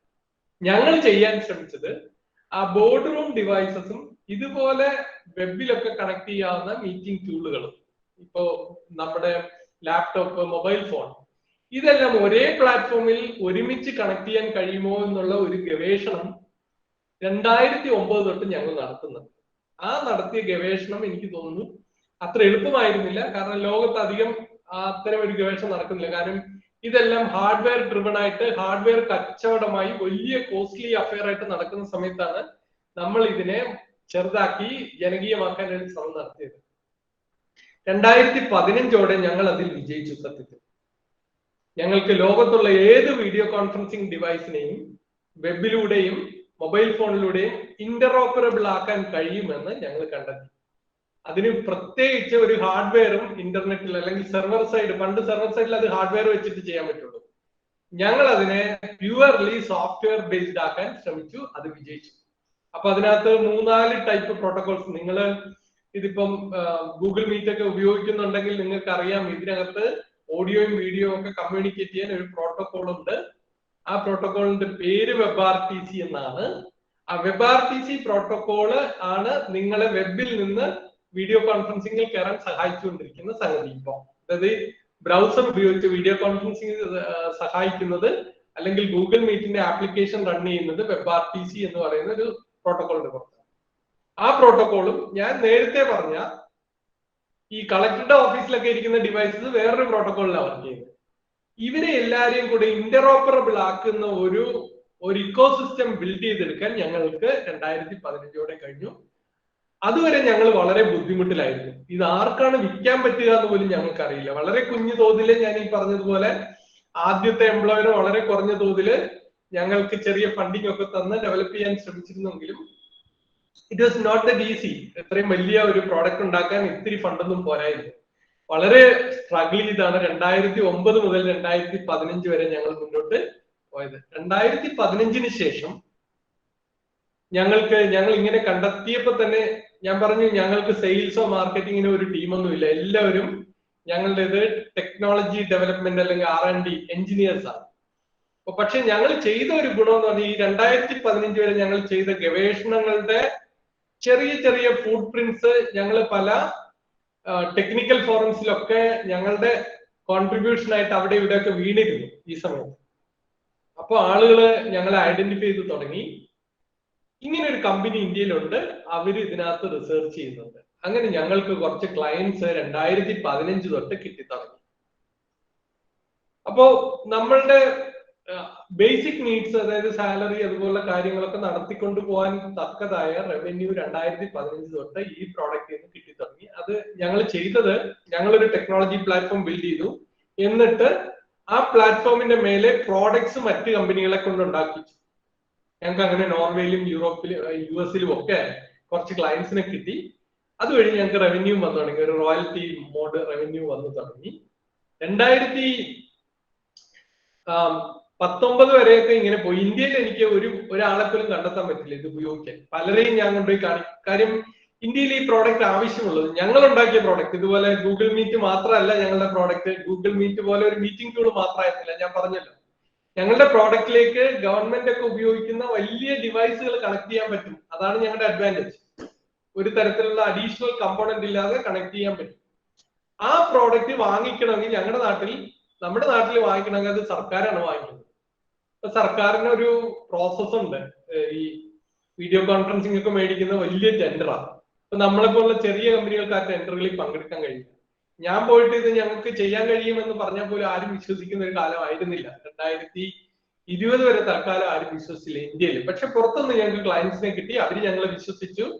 ഇന്ത്യക്ക് പുറത്ത് ഒത്തിരി റവന്യൂ ഒക്കെ വന്നു തുടങ്ങി. പക്ഷെ ഇന്ത്യയിൽ ഞാനിത് സെല് ചെയ്യാൻ ശ്രമിച്ചപ്പോഴൊക്കെ സർക്കാർ ടെൻഡറുകളിലൊക്കെ നമുക്ക് സാധ്യതയില്ലായിരുന്നു പോകാനായിട്ട്. കാരണം ഒത്തിരി കടമ്പകൾ അതിനകത്തുണ്ട്. ഇത്ര കോടി രൂപയുടെ ടേൺ ഓവർ വേണം, ഇത്ര പ്രോജക്ട്സ് ചെയ്തിട്ടുണ്ടാവണം ഇന്ത്യയിൽ, അതും സർക്കാർ തലത്തിൽ എന്നൊക്കെ പറഞ്ഞ് വലിയ വലിയ നിബന്ധനകൾ ഉണ്ടാവും. അതുകൊണ്ട് ചെയ്തില്ല. 2020 നമ്മളെല്ലാരും ഭീകരമായിട്ട് കുഴപ്പത്തിൽ ചാടിയ കൊറോണ വന്നു. കൊറോണ വന്നപ്പോൾ സർക്കാരിന് ഈ ടൂൾ ഇല്ലാതെ പറ്റാതെ വീഡിയോ കോൺഫറൻസിങ്ങിന്റെ ഭയങ്കരമായിട്ട് നമ്മളും എല്ലാവരും വീഡിയോ കോൺഫറൻസിങ്ങിലേക്ക് എത്തിയത് അപ്പോഴാണ്. അപ്പൊ ഒത്തിരി ടൂളുകൾ ഇവിടെ ഉണ്ട്, സൂം ഉണ്ട്, ഗൂഗിൾ മീറ്റ് ഉണ്ട്, വെബെക്സ് ഉണ്ട്. പക്ഷേ സർക്കാരിന്റെ പ്രശ്നം ഇതെല്ലാം നടക്കുന്നത് ക്ലൗഡിലാണ്. ഈ മീറ്റിങ്ങുകളല്ല. ഇപ്പൊ നമ്മുടെ മീറ്റിംഗ് നടന്നുകൊണ്ടിരിക്കുന്നത് ഗൂഗിളിന്റെ ഏതോ സെർവറിൽ കൂടെയാണ്. ഏത് സെർവറാണ് എന്ന് ചോദിച്ചാൽ നമുക്ക് ആർക്കും പറയാൻ പറ്റില്ല. ഗൂഗിളിൽ അറിയാൻ പറ്റും. ഈ മീറ്റിംഗിന്റെ ഐഡന്റിഫയർ എടുത്തു കൊടുത്തു കഴിഞ്ഞാൽ ഗൂഗിൾ പറയും ഇന്ന സെർവർ. ചിലപ്പോൾ അത് ഇന്ത്യയിൽ തന്നെ ആവണമെന്നില്ല. ഈ സെർവർ ക്ലൗഡിലാകുമ്പോ ഇന്ന സ്ഥലം എന്നൊന്നും ഇല്ലല്ലോ. ക്ലൗഡിന് അങ്ങനത്തെ സ്വഭാവമൊന്നുമില്ല. എല്ലാം വിർച്വലി ഭയങ്കര ജിയോഗ്രഫിക്കലി ഡിസ്ട്രിബ്യൂട്ടഡ് സെർവേഴ്സ് ആണ്. സോ ഗവൺമെന്റിന്റെ പ്രശ്നം എന്താണെന്ന് ചോദിച്ചാൽ സർക്കാർ ഈ ടൂളുകൾ ഉപയോഗിക്കുമ്പോൾ നിങ്ങൾ കേട്ടിട്ടുണ്ടാവില്ല വിക്കിലീക്സ് എന്നൊക്കെ കേട്ടിട്ടില്ല. വിക്കിലീക്സ് എന്ന് പറയുന്ന സംഗതി വർഷങ്ങൾക്ക് മുമ്പ് രാജ്യങ്ങൾ തമ്മിൽ നടത്തിയ കത്തിടപാടുകളുടെ രേഖകൾ പിന്നീട് ഒരിക്കൽ ഒരു വെബ്സൈറ്റ് വഴി ആരോ പ്രസിദ്ധപ്പെടുത്തി, രഹസ്യരേഖകൾ. അതുപോലെ ചിലപ്പോ കുറെ നാൾ കഴിയുമ്പോൾ വീഡിയോ ലീക്സ് എന്ന് പറഞ്ഞ ഒരു സംഗതി ഉണ്ടായേക്കാം എന്ന് സർക്കാരുകൾ ഭയക്കുന്നുണ്ട്. കാര്യം ഈ ക്ലൗഡിൽ നടക്കുന്ന വീഡിയോ മീറ്റിംഗ്, ഇപ്പൊ നമ്മുടെ മീറ്റിംഗ് റെക്കോർഡ് ചെയ്യുകയും നമ്മുടെ മീറ്റിംഗ് യൂട്യൂബ് വഴി സ്ട്രീം ചെയ്യുകയൊക്കെ ചെയ്യുന്നുണ്ട്, അതവിടെ കാണും. പക്ഷെ സർക്കാരിന്റെ രഹസ്യ മീറ്റിങ്ങുകൾ ഇങ്ങനെയൊന്നുമല്ല. അതിൽ പങ്കെടുക്കേണ്ടത് ആരൊക്കെയാണ്, അത് എത്തരത്തിലായിരിക്കണം എന്നൊക്കെ കൃത്യമായ തീരുമാനമുണ്ട്. ഇപ്പൊ സർക്കാർ ധരിക്കുന്നത് പണ്ടത്തെ പോലെയല്ലോ, ഒരു ക്ലോസ്ഡ് റൂമിൽ ഇരുന്ന് മീറ്റ് ചെയ്യാൻ പറ്റാത്ത ഒരു സാഹചര്യം വന്നപ്പോ സ്വാഭാവികമായിട്ടും അതുമൊക്കെ സുപ്രധാന തീരുമാനങ്ങൾ എടുക്കുന്ന മീറ്റിങ്ങുകൾ ഉൾപ്പെടെ ഇതുപോലെ ഗൂഗിൾ മീറ്റിലേക്കൊക്കെ ആക്കിയപ്പോ അവര് ടെൻഷനായി. കാരണം ഇത് ഗൂഗിൾ മീറ്റ് വഴിയൊക്കെ ഈ മീറ്റിംഗ് നടന്ന വല്ല രഹസ്യമായിട്ട് ഏതോ ക്ലൗഡില് ആര് റെക്കോർഡ് ചെയ്യുന്നു, എങ്ങനെ ഉപയോഗിക്കുന്നു ഒന്നും അറിയാത്തൊരു സ്ഥലത്ത് നടക്കുമ്പോ അത് എങ്ങനെയെങ്കിലും നഷ്ടപ്പെടുമോ എന്നുള്ള പേടിയൊക്കെ സർക്കാരിന് വന്നപ്പോ കേന്ദ്ര സർക്കാർ, നമ്മുടെ ഇന്ത്യ ഗവൺമെന്റ് ഇന്ത്യയിൽ നിന്നുണ്ടാവേണ്ട ഒരു വീഡിയോ കോൺഫറൻസിങ് ആപ്പ് ഉപയോഗിക്കാനുള്ള സാധ്യതകളെ പറ്റി അന്വേഷിച്ചപ്പോഴാണ് ഇങ്ങനെ ഒരു മത്സരം നമുക്ക് കൂടി അവസരം കിട്ടിയ ഒരു മത്സരം സംഘടിപ്പിക്കാൻ തീരുമാനിച്ചത്. കഴിഞ്ഞ മാർച്ചിലാണ്, അതായത് ഈ മാർച്ചല്ല 2020 മാർച്ചിലാണ് ഇങ്ങനെ ഒരു മത്സരം സർക്കാർ അനൗൺസ് ചെയ്തതും നമ്മുടെ എല്ലാം ഒത്തുവന്നു. ഇൻ ദ സെൻസ് നമുക്ക് ഈ ടെക്നോളജി അറിയാം, നമ്മുടെ അത്രയും ഈ ടെക്നോളജി അറിയാവുന്ന ആരും ഇന്ത്യയിൽ ഇല്ല എന്ന് നമുക്കറിയാം. അത് ഞാൻ വലിയ കാര്യം പറഞ്ഞാലും വേറെ ആരും അത് വർക്ക് ചെയ്യുന്നില്ല. കാരണം ഇത് ഇത്രയും സാധ്യതയുള്ള ഒരു മേഖലയാണെന്ന് 2020 മുമ്പ് ആരും തിരിച്ചറിഞ്ഞിട്ടില്ല. പിന്നെ ഞാൻ ഈ പറഞ്ഞ കാര്യങ്ങൾ പലരും ഇപ്പോഴും ഐഡന്റിഫൈ ചെയ്തിട്ടില്ല. ഞാൻ നേരത്തെ പറഞ്ഞില്ലേ, ഈ കളക്ടറേറ്റിലൊക്കെ ഇരിക്കുന്ന ഡിവൈസസ്, കോടിക്കണക്കിന് രൂപ കൊടുത്ത് മേടിച്ച ഡിവൈസസ് ഗൂഗിൾ മീറ്റിൽ ഉപയോഗിക്കാൻ പറ്റില്ല എന്നുള്ളത് അവിടെ മേടിച്ചവർക്കൊക്കെ അറിയാം. പക്ഷെ സൂമിൽ ഉപയോഗിക്കണമെങ്കിൽ അഡീഷണൽ കാശ് കൊടുക്കണമെന്നുള്ളത് ഇതൊക്കെ അറിഞ്ഞുകൊണ്ട് തന്നെയാണ് നമ്മുടെ നാടൊക്കെ മുന്നോട്ട് പോയിക്കൊണ്ടിരിക്കുന്നത്. ഇപ്പൊ തന്നെ നിങ്ങൾ എല്ലാ കളക്ടറേറ്റും താലൂക്ക് ഓഫീസിലും ഒക്കെ ഈ ഡിവൈസ് എടുത്ത് വെച്ചിട്ടുണ്ട്, മേടിച്ചു വെച്ചിട്ടുണ്ട്. ഉപയോഗമില്ലാതെ എന്ന് പറഞ്ഞാൽ ഉപയോഗിക്കണമെങ്കിൽ ഈ ടൂൾ ഉപയോഗിക്കാവുന്ന ഒരു പ്ലാറ്റ്ഫോം ആയിരിക്കണം. അങ്ങനത്തെ പ്ലാറ്റ്ഫോംസ് ഇപ്പൊ അവൈലബിൾ അല്ല നമ്മുടെ മാർക്കറ്റിൽ. സോ ഞാൻ പറഞ്ഞത്, ആ ടെക്നോളജിയൊക്കെ ഇന്റർഓപ്പറബിൾ ആക്കാൻ കഴിവുള്ള ഒരു കമ്പനി ഇന്ത്യയിൽ നമ്മൾ മാത്രമേ ഉള്ളൂ എന്ന് നമുക്കറിയാമല്ലോ. പക്ഷെ എന്റെ പേടി ഇതൊക്കെയാണെങ്കിൽ എന്റെ സർക്കാരുമായിട്ട് ബന്ധപ്പെട്ട പഴയ അനുഭവങ്ങൾ അത്ര നല്ലതല്ലായിരുന്നു. അപ്പൊ ഞാനും ആദ്യം വിചാരിച്ചത് വെറുതെ സമയം കളയണോ ഈ മത്സരത്തിന് പോയി എന്നാണ്. അപ്പൊ എന്റെ സുഹൃത്തുക്കള് ഇതുപോലെ വീഡിയോ കോൺഫറൻസിങ് ആണ് ഞാൻ ചെയ്യുന്നതെന്ന് അറിയാവുന്ന പല സുഹൃത്തുക്കളും എന്നോട് പറഞ്ഞു, ഇത് your company should participate in it because you know in and out of video conference. ശരിയാണ്. പക്ഷെ ഞാൻ അവരോട് എപ്പോഴും ചോദിച്ചത് എന്റെ അനുഭവം അത്ര നല്ലതല്ല, വൈ ഷുഡ് ഐ ഗോ. പക്ഷെ അൾട്ടിമേറ്റ്ലി ഞങ്ങൾ പങ്കെടുത്തപ്പോൾ ഒരു വലിയൊരു പ്രപ്പോസൽ ആദ്യം കൊടുക്കണമായിരുന്നു. എന്താണ് നിങ്ങൾ ചെയ്യാൻ പോകുന്നത് ഈ മത്സരത്തിൽ? അങ്ങനെ പ്രപ്പോസൽ കൊടുത്ത, നേരത്തെ അജിം സാർ പറഞ്ഞ പോലെ, സാർ കൃത്യമായിട്ട് എവിടെയൊക്കെ വായിച്ചിട്ടുണ്ട്, 1983 കമ്പനികൾ ഇങ്ങനെ പ്രപ്പോസൽ കൊടുത്തിരുന്നു. പ്രപ്പോസൽ കൊടുത്തതിൽ ഇന്ത്യയിലെ വമ്പൻ കമ്പനികൾ ഉണ്ടായിരുന്നു. ടെക് മഹീന്ദ്ര ഉണ്ടായിരുന്നു, HCL ടെക്നോളജീസ് ഉണ്ടായിരുന്നു, സോഹോ കോർപ്പറേഷൻ ഉണ്ടായിരുന്നു. അവർക്കൊക്കെ ഒരു പ്രോഡക്റ്റ് ഉണ്ട് video conferencing, something like Google Meet. ഇവര് എല്ലാവരും മത്സരിക്കുന്നു എന്ന് കേട്ടപ്പോ തന്നെ, കാരണം രണ്ടാം ഘട്ടത്തിലേക്ക് 10 പേരെ തിരഞ്ഞെടുക്കുള്ളതാണ് അതിനകത്ത് നിബന്ധനകളിൽ പറഞ്ഞിരുന്നത്. സോ ഞാൻ വിചാരിച്ചു നമ്മളെ ഒന്നും തിരഞ്ഞെടുക്കാൻ ഒരു സാധ്യതയില്ല. 2000 കമ്പനികളൊക്കെ മത്സരിച്ചാൽ എങ്ങനെ തിരഞ്ഞെടുക്കാനാണ്? കാരണം നമ്മുടെ പേര് ഇതുവരെ ആരും കേട്ടിട്ടില്ല, നമ്മളെ പറ്റി അറിയില്ല. ഒരിടത്ത് പോലും വീഡിയോ കോൺഫറൻസിംഗ് ആയിട്ട് ബന്ധപ്പെട്ട് സെർച്ച് ചെയ്താൽ പോലും കിട്ടാത്തൊരു കമ്പനിയാണ് നമ്മുടേത്. വേണമെങ്കിൽ അത്രയും ഡീപ്പായിട്ട് പോയി ടെക്നോളജി ഫോറംസിലൊക്കെ നോക്കിയാൽ, അതും ഈ ടെക്നോളജിയുടെ പേര് വെച്ച് സെർച്ച് ചെയ്താൽ, വീഡിയോ കോൺഫറൻസിംഗ് സെർച്ച് ചെയ്താലല്ല, ഇന്റേണൽ പ്രോട്ടോകോൾ ഒക്കെ സെർച്ച് ചെയ്താൽ ചിലപ്പോൾ നമ്മുടെ കമ്പനിയെ കണ്ടെത്തും. അല്ലാതെ ഇല്ലാത്തടത്ത് എങ്ങനെ ഞങ്ങളെ തിരിച്ചറിയാനാണ് എന്ന സംശയമായിരുന്നു എനിക്ക്. അപ്പം സ്വാഭാവികമായിട്ടും, പക്ഷേ ഞാൻ കൊടുത്ത പ്രപ്പോസൽ അവർ വായിച്ചു നോക്കി, അവർക്ക് മനസ്സിലായി ഇതിനകത്ത് എന്തോ കഴിവുണ്ട് എന്നുള്ളത്. അവര് നമ്മളെ 12 അവസാനത്തെ 10 പേരെയായിരുന്നു അവർ തീരുമാനിച്ചിരുന്നത്. പക്ഷെ 12 പേരാക്കി കൂട്ടി, നമ്മളെ കൂടെ ഒക്കെ ഉൾപ്പെടുത്തേണ്ടി വന്നതുകൊണ്ടായിരിക്കാം. അങ്ങനെ പ്രോട്ടോടൈപ്പ് ഉണ്ടാക്കി, പ്രോഡക്റ്റ് ഉണ്ടാക്കി, അവസാനത്തെ 1ാം സ്ഥാനക്കാരായി നമ്മൾ വന്നു. ഇപ്പൊ ഇന്ത്യ ഗവൺമെന്റിന്റെ ഒഫീഷ്യൽ വീഡിയോ കോൺഫറൻസിംഗ് പാർട്ട്ണറാണ് നമ്മള്. നമ്മുടെ പ്രോഡക്റ്റ് ആണ് ഗവൺമെന്റ് ഓഫ് ഇന്ത്യയുടെ വളരെ പ്രധാനപ്പെട്ട മീറ്റിങ്ങുകളിൽ ഇപ്പോൾ ഉപയോഗിച്ചുകൊണ്ടിരിക്കുന്നത്. ഭാരത് VC എന്നാണ് പേര് കൊടുത്തിരിക്കുന്നത്. അത് തന്നെ കേൾക്കുമ്പോൾ നിങ്ങൾക്ക് അറിയാലോ, ഞങ്ങളുടെ പ്രോഡക്റ്റിന്റെ അവിടെ അറിയപ്പെടുന്ന പേര് ഭാരത് VC എന്നാണ്. ഭാരത് VC എന്ന് പറഞ്ഞാൽ ഭാരത് വീഡിയോ കോൺഫറൻസിംഗ്. ഇന്ത്യയുടെ പേരിൽ തന്നെയാണ് ആ പ്രോഡക്റ്റ് ഇട്ടിരിക്കുന്നത്. കഴിഞ്ഞ ദിവസങ്ങളിൽ പ്രധാനമന്ത്രി നമ്മുടെ പ്രോഡക്റ്റിൽ ഓണായിരിക്കുന്നത് ഞങ്ങൾ കണ്ടു. So it's A proud moment നമ്മളെ സംബന്ധിച്ചിടത്തോളം. അതിനുശേഷം ഒത്തിരി ബിസിനസ് ഇന്ത്യയിൽ നിന്ന് കിട്ടുന്നുണ്ട്, ഒത്തിരി മെച്ചപ്പെട്ട ബിസിനസ് ഇന്ത്യയിൽ നിന്ന് കിട്ടാൻ തുടങ്ങി. അല്ലെങ്കിൽ ഒരുപക്ഷെ ഞങ്ങൾ ഇന്ത്യയിൽ ഒരു രൂപ പോലും ഞങ്ങൾക്ക് വീഡിയോ കോൺഫറൻസിംഗിന് സെല് ചെയ്യാൻ പറ്റുമെന്ന് വിചാരിച്ചിരുന്നില്ല. ഇപ്പൊ നമ്മുടെ ഈ പറഞ്ഞ പോലെ നമ്മുടെ വീഡിയോ മീറ്റിംഗിൽ ആകെ 300 പേർക്ക് ഒരു മീറ്റിംഗിൽ പങ്കെടുക്കാം. ഇപ്പം വെബിനാർ പറ്റും. ഞങ്ങളുടെ മീറ്റിംഗില് ഈ പറഞ്ഞ പോലെ പ്രധാനമന്ത്രി അല്ലെങ്കിൽ മുഖ്യമന്ത്രി പോലുള്ളവർക്ക് അവരുടെ ഓഫീസ് റൂമിലുള്ള ബോർഡ് റൂം ഡിവൈസ് വെച്ചിട്ടും കണക്ട് ചെയ്യാം. ഇതൊക്കെയാണ് നമ്മുടെ അഡ്വാൻറ്റേജ്. അത് വിതൗട്ട് എനി, പിന്നെ ഞങ്ങൾ ചെയ്യുന്ന ടെക്നോളജിയും ഗൂഗിൾ മീറ്റ് ചെയ്യുന്ന ടെക്നോളജിയും തമ്മിൽ, അല്ലെങ്കിൽ സൂം ഒക്കെ ചെയ്യുന്ന ടെക്നോളജിയും തമ്മിൽ ഇത്തിരി വ്യത്യാസമുണ്ട്. ഗൂഗിൾ മീറ്റിലൊക്കെ നിങ്ങൾ മീറ്റിംഗിൽ കയറി ആളെണ്ണം കൂടി വീഡിയോ ഒക്കെ കൂടുതൽ ഉപയോഗിക്കാൻ തുടങ്ങിയാൽ ഭയങ്കര ഡാറ്റ കൺസംഷൻ ഉണ്ടാവും. കാരണം നിങ്ങളുടെ അടുത്തേക്ക് ഓരോ വീഡിയോയും ഇൻഡിവിജ്വൽ വീഡിയോയും ഓഡിയോയുമായി വന്നിട്ട് നിങ്ങളുടെ സൈഡിൽ വെച്ചാണ് അത് ലേഔട്ട് ഒക്കെ ഫിക്സ് ചെയ്യുന്നത്. പക്ഷെ നമ്മുടെ ടൂളില് സെർവറിൽ വെച്ചിട്ട് എല്ലാവരുടെയും വീഡിയോ എടുത്ത് മിക്സ് ചെയ്ത് തിരിച്ചു കൊടുക്കുന്ന ഒരു മോഡലാണ് ഞങ്ങൾ അവലംബിക്കുന്നത്. അതിൻ്റെതായ കാരണമുണ്ട്. ഞാൻ നേരത്തെ പറഞ്ഞ ഡിവൈസസിനെയൊക്കെ സപ്പോർട്ട് ചെയ്യാൻ വേണ്ടി അങ്ങനെ MCU കൈൻഡ് ഓഫ് മോഡലാണ്. MCU എന്നാണ് ഞങ്ങൾ പറയാം, മീഡിയ കൺട്രോൾ യൂണിറ്റ്. ഒരു സെർവറാണ് എല്ലാ വീഡിയോയും, എല്ലാ യൂസേഴ്സിന്റെ വീഡിയോയും എടുത്ത് സെർവറിൽ കളക്ട് ചെയ്ത് പുതിയൊരു സ്റ്റിച്ച് ചെയ്ത് ഒരു പുതിയ വീഡിയോ റിയൽ ടൈമിൽ ഉണ്ടാക്കി ഒറ്റ വീഡിയോ ആക്കി തിരിച്ചു തരുന്ന ഒരു മോഡലാണ് ഞങ്ങൾ ഉപയോഗിക്കുന്നത്. 3-4 different models of video conferencing technology ഉണ്ട്. ഞങ്ങളുടെ ടെക്നോളജിക്ക് MCU ടെക്നോളജി എന്ന് പറയും. മറ്റതിന്, അതായത് സൂം ഒക്കെ ഉപയോഗിക്കുന്ന ടെക്നോളജിക്ക് സെലക്ടീവ് ഫോർവേഡിംഗ് എന്നാ പറയും. അതായത് ഇപ്പൊ 16 പേരെ നിങ്ങളുടെ സ്ക്രീനിൽ കാണിക്കുന്നുണ്ടെങ്കിൽ അവരുടെ എല്ലാം വീഡിയോ ഉണ്ടെങ്കിൽ അവരുടെ വീഡിയോസ് മാത്രം സെലക്ടഡ് ആയിട്ട് നിങ്ങൾക്ക് ഫോർവേഡ് ചെയ്ത് തരും. ഞങ്ങളുടെ ഇതിൽ 16 പേരെ കാണിക്കുന്നുണ്ടെങ്കിൽ ആ 16 പേരെയും സെർവറിൽ മിക്സ് ചെയ്തിട്ടാണ് തിരിച്ചു തരുന്നത്. സോ ഇങ്ങനെ വ്യത്യസ്തമായ ഒരു ടെക്നോളജിയാണ് ഞങ്ങളുടേത്. നല്ല ഇപ്പോ ടെക്ജൻഷ്യ എന്ന് പറഞ്ഞാൽ ഇപ്പൊ ആളുകൾ അറിയും. 2020 വരെയുള്ള സാഹചര്യമല്ല ഇപ്പോൾ ഉള്ളത്.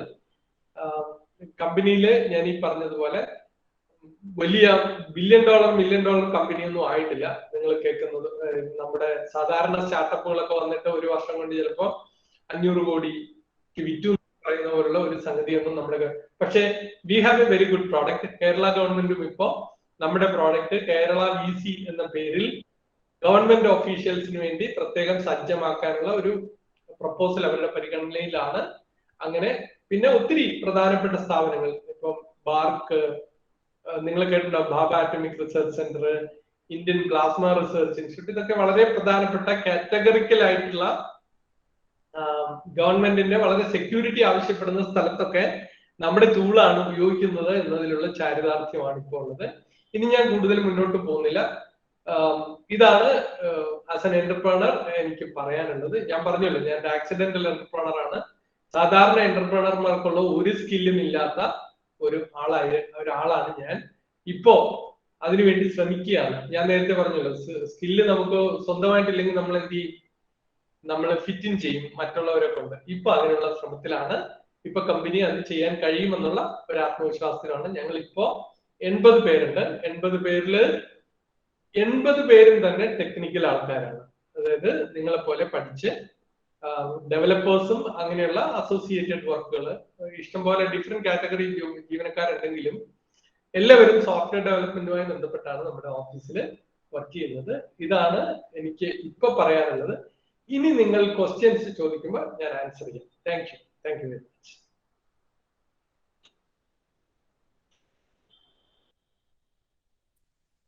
Thank you, sir. It was such an inspiring and motivational story.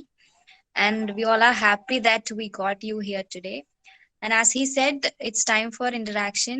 If you have anything to ask, and I'm sure that everyone remained in the meeting, unlike the other meetings. Once we start it and everyone starts leaving. And I'm sure that at least some of the people might be interested in starting up something or being an entrepreneur. And also you can ask your doubts or queries regarding anything about the company, or if you have anything about the entrepreneurship doubts, please go forward. Anyone, you can unmute the mic and ask, or you can send in the chat box, please.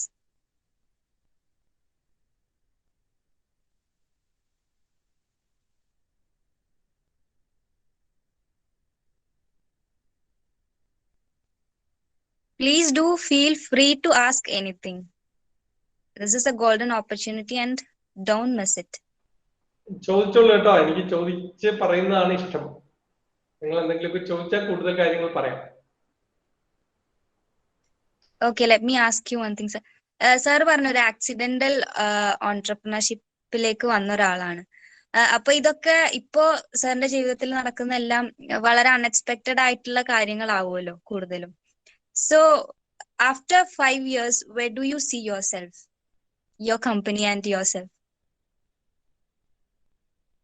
കമ്പനിയുടെ കാര്യമാണെങ്കിൽ ഞങ്ങള് video കോൺഫറൻസിങ്ങിന്റെ ഇപ്പോ video conferencing as such ഇതുപോലുള്ള meeting tool എന്നുള്ള രീതിയിലാണ് നമ്മൾ എല്ലാവരും കാണുന്നത്. പക്ഷെ video conferencing will B an essential part of every activity, every business activity. അത് ഡിഫറെന്റ് സെഗ്മെന്റിലാവാം. ഇപ്പൊ ഞങ്ങൾ തന്നെ ഒത്തിരി കാണുന്നുണ്ട്. ഇപ്പൊ high court of Kerala, high court of Kerala നമ്മുടെ ടൂൾ ഉപയോഗിക്കുന്നുണ്ട്. എന്തുകൊണ്ടാണ് അതിനെന്ന് ചോദിച്ചാൽ, ഹൈക്കോർട്ടിലെ ഗൂഗിൾ മീറ്റും സൂമും ഉപയോഗിച്ചുകൊണ്ടിരുന്നു നമ്മുടെ കേരള ഹൈക്കോർട്ട്.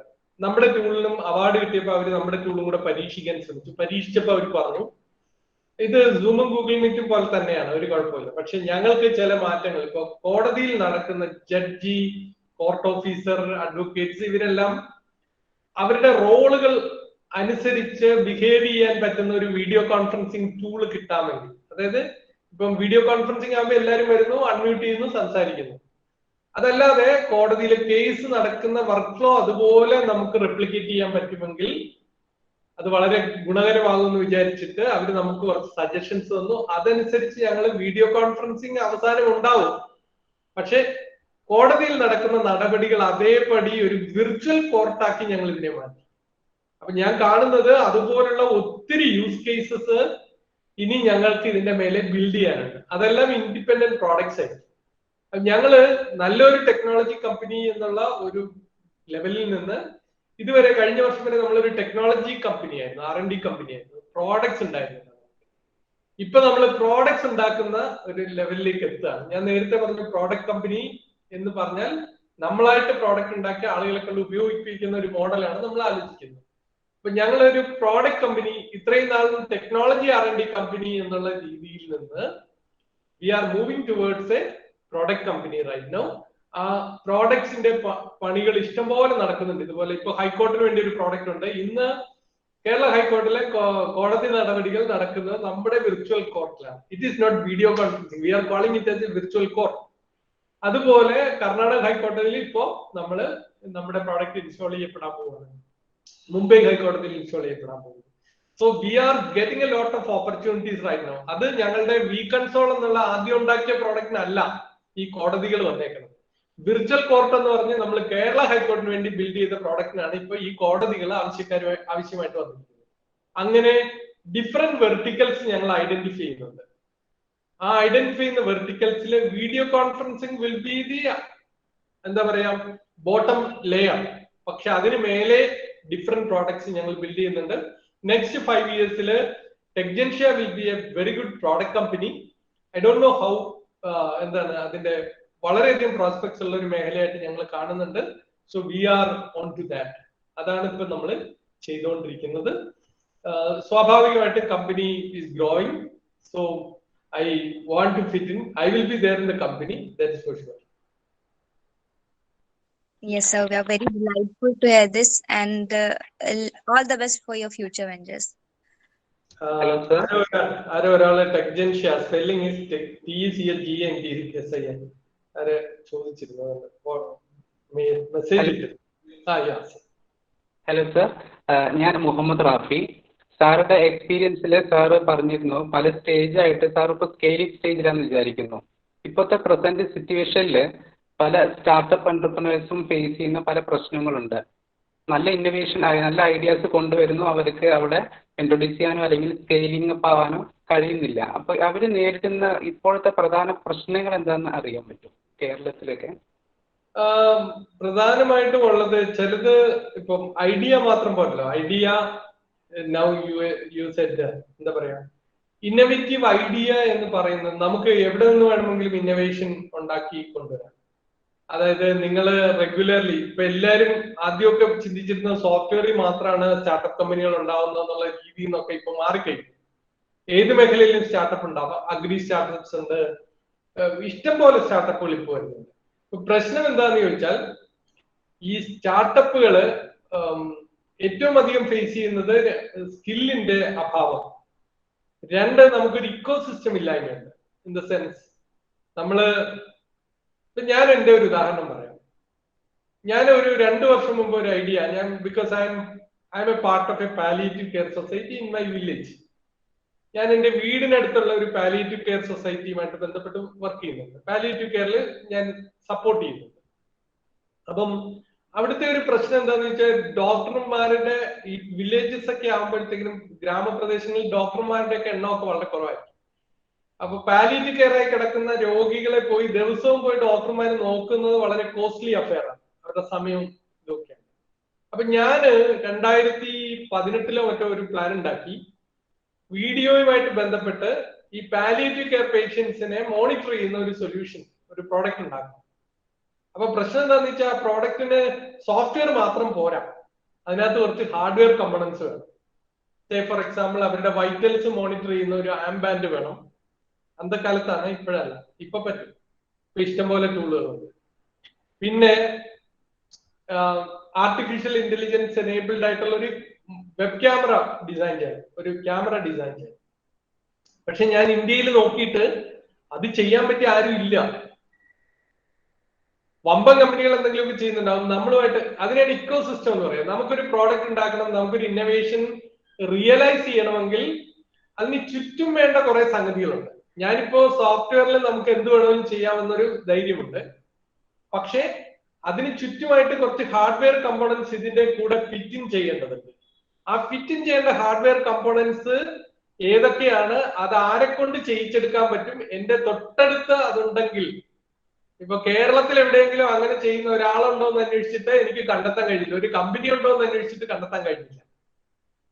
അതാണ് ഇക്കോ സിസ്റ്റം. ആ ഇക്കോ സിസ്റ്റം കേരളത്തിലൊക്കെ ബിൽഡ് ചെയ്ത് വരുന്നതേ ഉള്ളൂ. May be down the line next 5 years പല ചെറിയ ഹാർഡ്വെയർ ഇങ്ങനെയൊക്കെ ചെയ്യാൻ പറ്റിയ ആൾക്കാരൊക്കെ വരും. ഇത് രണ്ടും കൂടെ ചേർന്നല്ല, ആ ഇക്കോ സിസ്റ്റം മുഴുവൻ വന്നാലേ നമുക്ക് അങ്ങനെ ഒരു പ്രോഡക്റ്റ് ഇറക്കാൻ പറ്റും. അല്ലെങ്കിൽ എനിക്ക് ഇത് ചൈനയിൽ പോയി ചെയ്യേണ്ടി വരും. ഇപ്പൊ ചൈനയിൽ പോയി ചെയ്തിട്ട് വരുമ്പോൾ അതിന്റെ ചിലപ്പോൾ കാലം കഴിഞ്ഞു, സമയം കഴിഞ്ഞു, ഔട്ട്ഡേറ്റഡ് ആയിപ്പോ. ഇതാണ് ആദ്യത്തെ ഞാൻ പറഞ്ഞ സ്കില്ല്, അല്ലെങ്കിൽ അതിന് പറ്റിയ സ്റ്റാർട്ടപ്പുകൾക്ക് പറ്റിയ ഇക്കോ സിസ്റ്റം ഇനിയും വരുന്നതേ ഉള്ളൂ. ഇപ്പൊ പല ഗവൺമെന്റ് ഒക്കെ നിങ്ങൾ കേട്ടിട്ടുണ്ടാവും, കൊച്ചിയില് ഫാബ് ലാബ്, മേക്കർ വില്ലേജ് എന്നൊക്കെ പറഞ്ഞിട്ടുള്ള സംഗതികൾ. അതൊക്കെ ഇങ്ങനെ ഉണ്ടാക്കാനുള്ള ശ്രമമാണ്, പക്ഷെ എല്ലാം ആയിട്ടില്ല. മൂന്നാമത്തത് പണമാണ്. പണം പക്ഷെ ഇപ്പൊ വലിയൊരു പ്രശ്നമാണെന്ന് ഞാൻ കാണുന്നില്ല. നല്ല ഐഡിയയും നിങ്ങൾ വിജയിക്കാൻ സാധ്യതയുണ്ടെന്നുള്ള തോന്നലുമുണ്ടെങ്കിൽ പണം തരാൻ കഴിവുള്ള നമുക്ക് പല രീതിയിൽ ഫണ്ട് റേസ് ചെയ്യാം. ഇപ്പൊ ഗവൺമെന്റ് തന്നെ നല്ല ഐഡിയാസ് ഒക്കെ ഉണ്ടെങ്കിൽ KFC, KSFE പോലുള്ള സ്ഥാപനങ്ങൾ വഴി സ്റ്റാർട്ടപ്പുകൾക്ക് ഫണ്ട് ചെയ്ത് തുടങ്ങിയിട്ടുണ്ട്. വിതൗട്ട് എന്താ പറയാ നമുക്കൊരു ഇതില്ലാതെ എന്താ പറയാ കൊളാറ്ററൽ ഇല്ലാതെ ഫണ്ട് ചെയ്യുന്ന ഏജൻസികൾ വന്നിട്ടുണ്ട്. ഒപ്പം നമ്മുടെ നാടിപ്പോ കഴിഞ്ഞ 20 വർഷം മുമ്പുള്ള സ്ഥിതിയിലല്ല.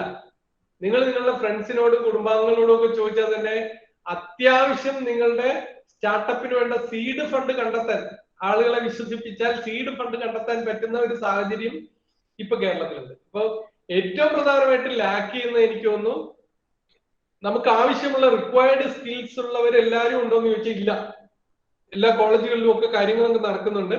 കാര്യം ഞാനിപ്പോ പറയുകയാണ്, ഞാനിപ്പോ പറഞ്ഞ ആശയത്തിന് പറ്റിയ ഒരു ഡിവൈസ് ഡിസൈൻ ചെയ്യാൻ പറ്റിയ ഒരു ഹാർഡ്വെയർ ഡിസൈൻ ചെയ്യാൻ പറ്റിയ ഒരു ടീമിനെ എനിക്ക് കണ്ടെത്താൻ ഇച്ചിരി പാടാ ഈ കേരളത്തിൽ. അതാണ് ഞാൻ പറഞ്ഞ സ്കില്ലും ഒരു ഇക്കോസിസ്റ്റവും. അതിപ്പോഴും നമ്മൾ പതിയെ പതിയെ വരുന്നുണ്ട്, പക്ഷെ പൂർണ്ണ തോതിലെത്തിയിട്ടില്ല. അതിനൊരു ഉദാഹരണം ഞാൻ പറയാം. ഞാന് ചൈനയില് നമ്മുടെ ഷെൻസൻ എന്ന് പറയുന്ന സ്ഥലത്ത് ഞാൻ എന്റെ ഓഫീസ് ആവശ്യത്തിന് 2017 മറ്റോ, അതായത് കോവിഡിന് മുമ്പ് ഒരിക്കൽ ഞാൻ ട്രാവൽ ചെയ്തു. അപ്പൊ അവിടെ ഞാൻ കണ്ട ഒരു പ്രത്യേകത എന്താണെന്ന് ഞാൻ പറയാം. ഞങ്ങൾ അവിടെ ഒരു ക്യാമറ ഡിസൈൻ ചെയ്യിക്കാനാണ് പോയത്, വീഡിയോ കോൺഫറൻസിങ് റിലേറ്റഡ് തന്നെ. അപ്പൊ ക്യാമറ ഡിസൈൻ ചെയ്യിക്കാൻ ചെന്നപ്പോ ആ ഡിസൈൻ ചെയ്യുന്ന കമ്പനി അതിന്റെ തൊട്ടപ്പുറത്ത് തന്നെ അതിന്റെ പ്ലാസ്റ്റിക് മോൾഡ് കമ്പനിയുണ്ട്, അതിന്റെ മോട്ടോഴ്സ് ഉണ്ടാക്കുന്ന കമ്പനികളുണ്ട്. അതെല്ലാം നമുക്ക് 1 കിലോമീറ്റർ ചുറ്റളവിൽ എല്ലാരെയും കിട്ടും. 3 ദിവസം അവിടെ നിന്നാൽ നമ്മൾ വരച്ചുകൊണ്ട് പോകുന്ന സാധനം അവർ ഡിസൈൻ ചെയ്ത് ഒരു പ്രോട്ടോടൈപ്പ് ഉണ്ടാക്കി തരും. ഞാൻ പറഞ്ഞതിന്റെ അർത്ഥം മനസ്സിലായോ? അത്രയും ഫാസ്റ്റ് ആയിട്ടാണ് ടെക്നോളജി മൂവ് ചെയ്തുകൊണ്ടിരിക്കുന്നത്. അതുകൊണ്ടാണ് നമ്മുടെ ഇവിടെ ഈ ഒരു സംഗതി ഞാൻ നേരത്തെ പറഞ്ഞ ഒരു സ്റ്റാർട്ടപ്പ് ഇക്കോസിസ്റ്റം എന്നുള്ളതിലെ ഏറ്റവും പ്രധാനപ്പെട്ട കമ്പോണന്റ് ഡിഫറെന്റ് സ്കിൽസ് തൊട്ടടുത്തുനിന്ന് കിട്ടുന്ന ഒരു സിസ്റ്റം. സ്റ്റാർട്ടപ്പുകൾ എന്ന് പറയുന്ന ഞാൻ നേരത്തെ പറഞ്ഞ പല സ്കില്ലുകൾ ആവശ്യപ്പെടുന്നതായിരിക്കും നിങ്ങൾ ഉദ്ദേശിക്കുന്ന നിങ്ങളുടെ തലയിൽ കിടക്കുന്ന ടൂള്, അല്ലെങ്കിൽ നിങ്ങൾ ഉണ്ടാക്കാൻ പോകുന്ന പ്രോഡക്റ്റ്. ആ പ്രോഡക്റ്റിന് നിങ്ങൾക്ക് തന്നെ എല്ലാം ഉണ്ടാക്കിയെടുക്കാൻ പറ്റില്ല, അതിൻ്റെതായ സമയം എടുക്കും, ലേണിംഗ് കർവ് ഉണ്ടാവും. അതിന് പകരം നമുക്ക് ഇത് പീസായിട്ട് പല സ്ഥലത്തുനിന്ന് സെറ്റ് ചെയ്ത് നമ്മുടെ പ്രോഡക്റ്റ് ആക്കി ഇറക്കാൻ പറ്റുന്ന ഒരു ഇക്കോസിസ്റ്റം ഇപ്പോഴും കേരളത്തിലോ ഇന്ത്യയിലോ തന്നെ അത്ര ഇതായിട്ടില്ല, അത്ര വളർച്ച നേടിയിട്ടില്ല. അതാണ് ഏറ്റവും വലിയ ചലഞ്ച് എന്നാണ് എനിക്ക് തോന്നുന്നത്. Okay sir, thank U.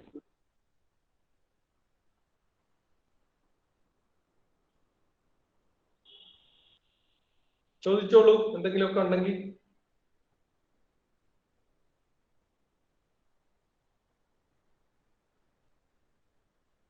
അപ്പൊ ഞാൻ ഉണ്ട് കേട്ടോ മുഹമ്മദ് റാഫി, ഈ ഓപ്പർച്യൂണിറ്റി ഇപ്പൊ നിങ്ങളുടെയൊക്കെ മുന്നിലുണ്ട്. ഏതാ? ഈ ഇക്കോ സിസ്റ്റത്തിലെ ഓരോ പീസായി മാറാനുള്ള ഓപ്പർച്യൂണിറ്റി നിങ്ങൾക്ക് അതിനുള്ള സ്കില്ലുണ്ടെങ്കിൽ. ഞാൻ പറഞ്ഞതിന്റെ അർത്ഥം മനസ്സിലായല്ലോ?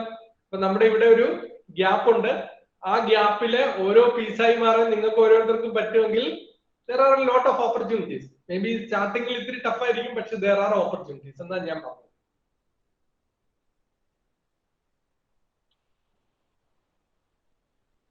മുഹമ്മദ് റാഫി എന്തോ ചോദിക്കാൻ വന്നിരുന്നു, അതിനിടയ്ക്കാണ് ഞാൻ കയറി സംസാരിച്ചത്. പറഞ്ഞു.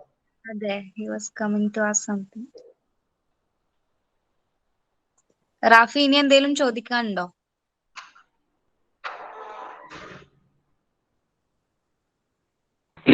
ഓക്കെ സർ, ഇവിടെ IT സർവീസ് സ്റ്റാർട്ടപ്സും അതുപോലെ ടെക്നോളജി പ്രോഡക്ട്സുകളൊക്കെ ആണല്ലോ. അപ്പൊ KSUM ഒക്കെ പ്രൊമോട്ട് ചെയ്യുന്ന ടെക്നോളജി പ്രോഡക്ട്സുകളൊക്കെയാണ്. ഈ IT സർവീസ് സ്റ്റാർട്ടപ്സിന് സാറൊക്കെ ഈ സോഫ്റ്റ്വെയറിൽ വരുന്ന തന്നെയാണല്ലോ, IT റിലേറ്റഡ് സ്റ്റാർട്ടപ്സ് ആണല്ലോ. അപ്പോൾ അവർക്ക് അനുയോജ്യമായിട്ടുള്ള ഈ എന്തെങ്കിലും സ്കീമോ സപ്പോർട്ടോ ഗവൺമെന്റിന്റെ ഭാഗത്തുനിന്നോ KSന്റെ ഭാഗത്തുനിന്നോ കിട്ടുന്നുണ്ടോ? ഞാനിതുവരെ സ്റ്റാർട്ടപ്പ് മിഷന്റെ ഭാഗമല്ല, നമ്മുടെ കമ്പനിയുമല്ല. പിന്നെ IT സർവീസ് സ്റ്റാർട്ടപ്പുകൾ സാധാരണഗതിയിൽ ഉണ്ടാവുന്നത് മുഹമ്മദ് റാഫി, അത് സാധാരണ ഉണ്ടാവുന്നത് ഏതെങ്കിലും ഒരു ക്ലയന്റ് ഉണ്ടാവും അവർക്ക് ഓൾറെഡി ഫണ്ടറായിട്ട്. അതുകൊണ്ട് വലിയ ടഫായിട്ടുള്ള ഏറ്റവും എളുപ്പം തുടങ്ങാവുന്ന സ്റ്റാർട്ടപ്പാണ് അത് IT സർവീസ് സ്റ്റാർട്ടപ്പ് എന്ന് പറയുന്നത്. നിങ്ങൾക്ക് ഒരു ക്ലയന്റിനെ കിട്ടിയതിന് ശേഷമാണ് മിക്കവാറും നിങ്ങൾ ആ പണി തുടങ്ങുക. നിങ്ങൾ ബേസിക് നോളജ് ഒക്കെ ഉണ്ടാക്കിയെടുക്കും, ആളെ കൂട്ടുക, അത് ചെയ്യിക്കുക. അതുകൊണ്ട് IT സർവീസ് സ്റ്റാർട്ടപ്പിന് എന്തെങ്കിലും തരത്തിലുള്ള സഹായങ്ങൾ കിട്ടുമോ എന്നുള്ള കാര്യത്തിൽ എനിക്ക് സംശയമുണ്ട്.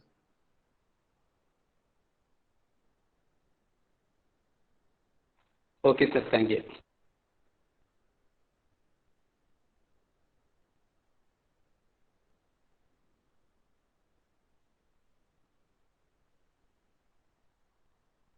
Any more questions?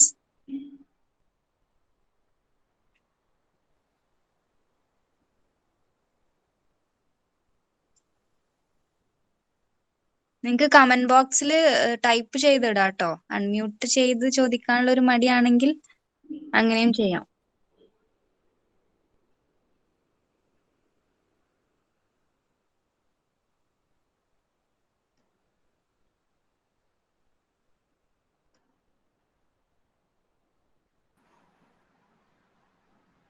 Good morning sir.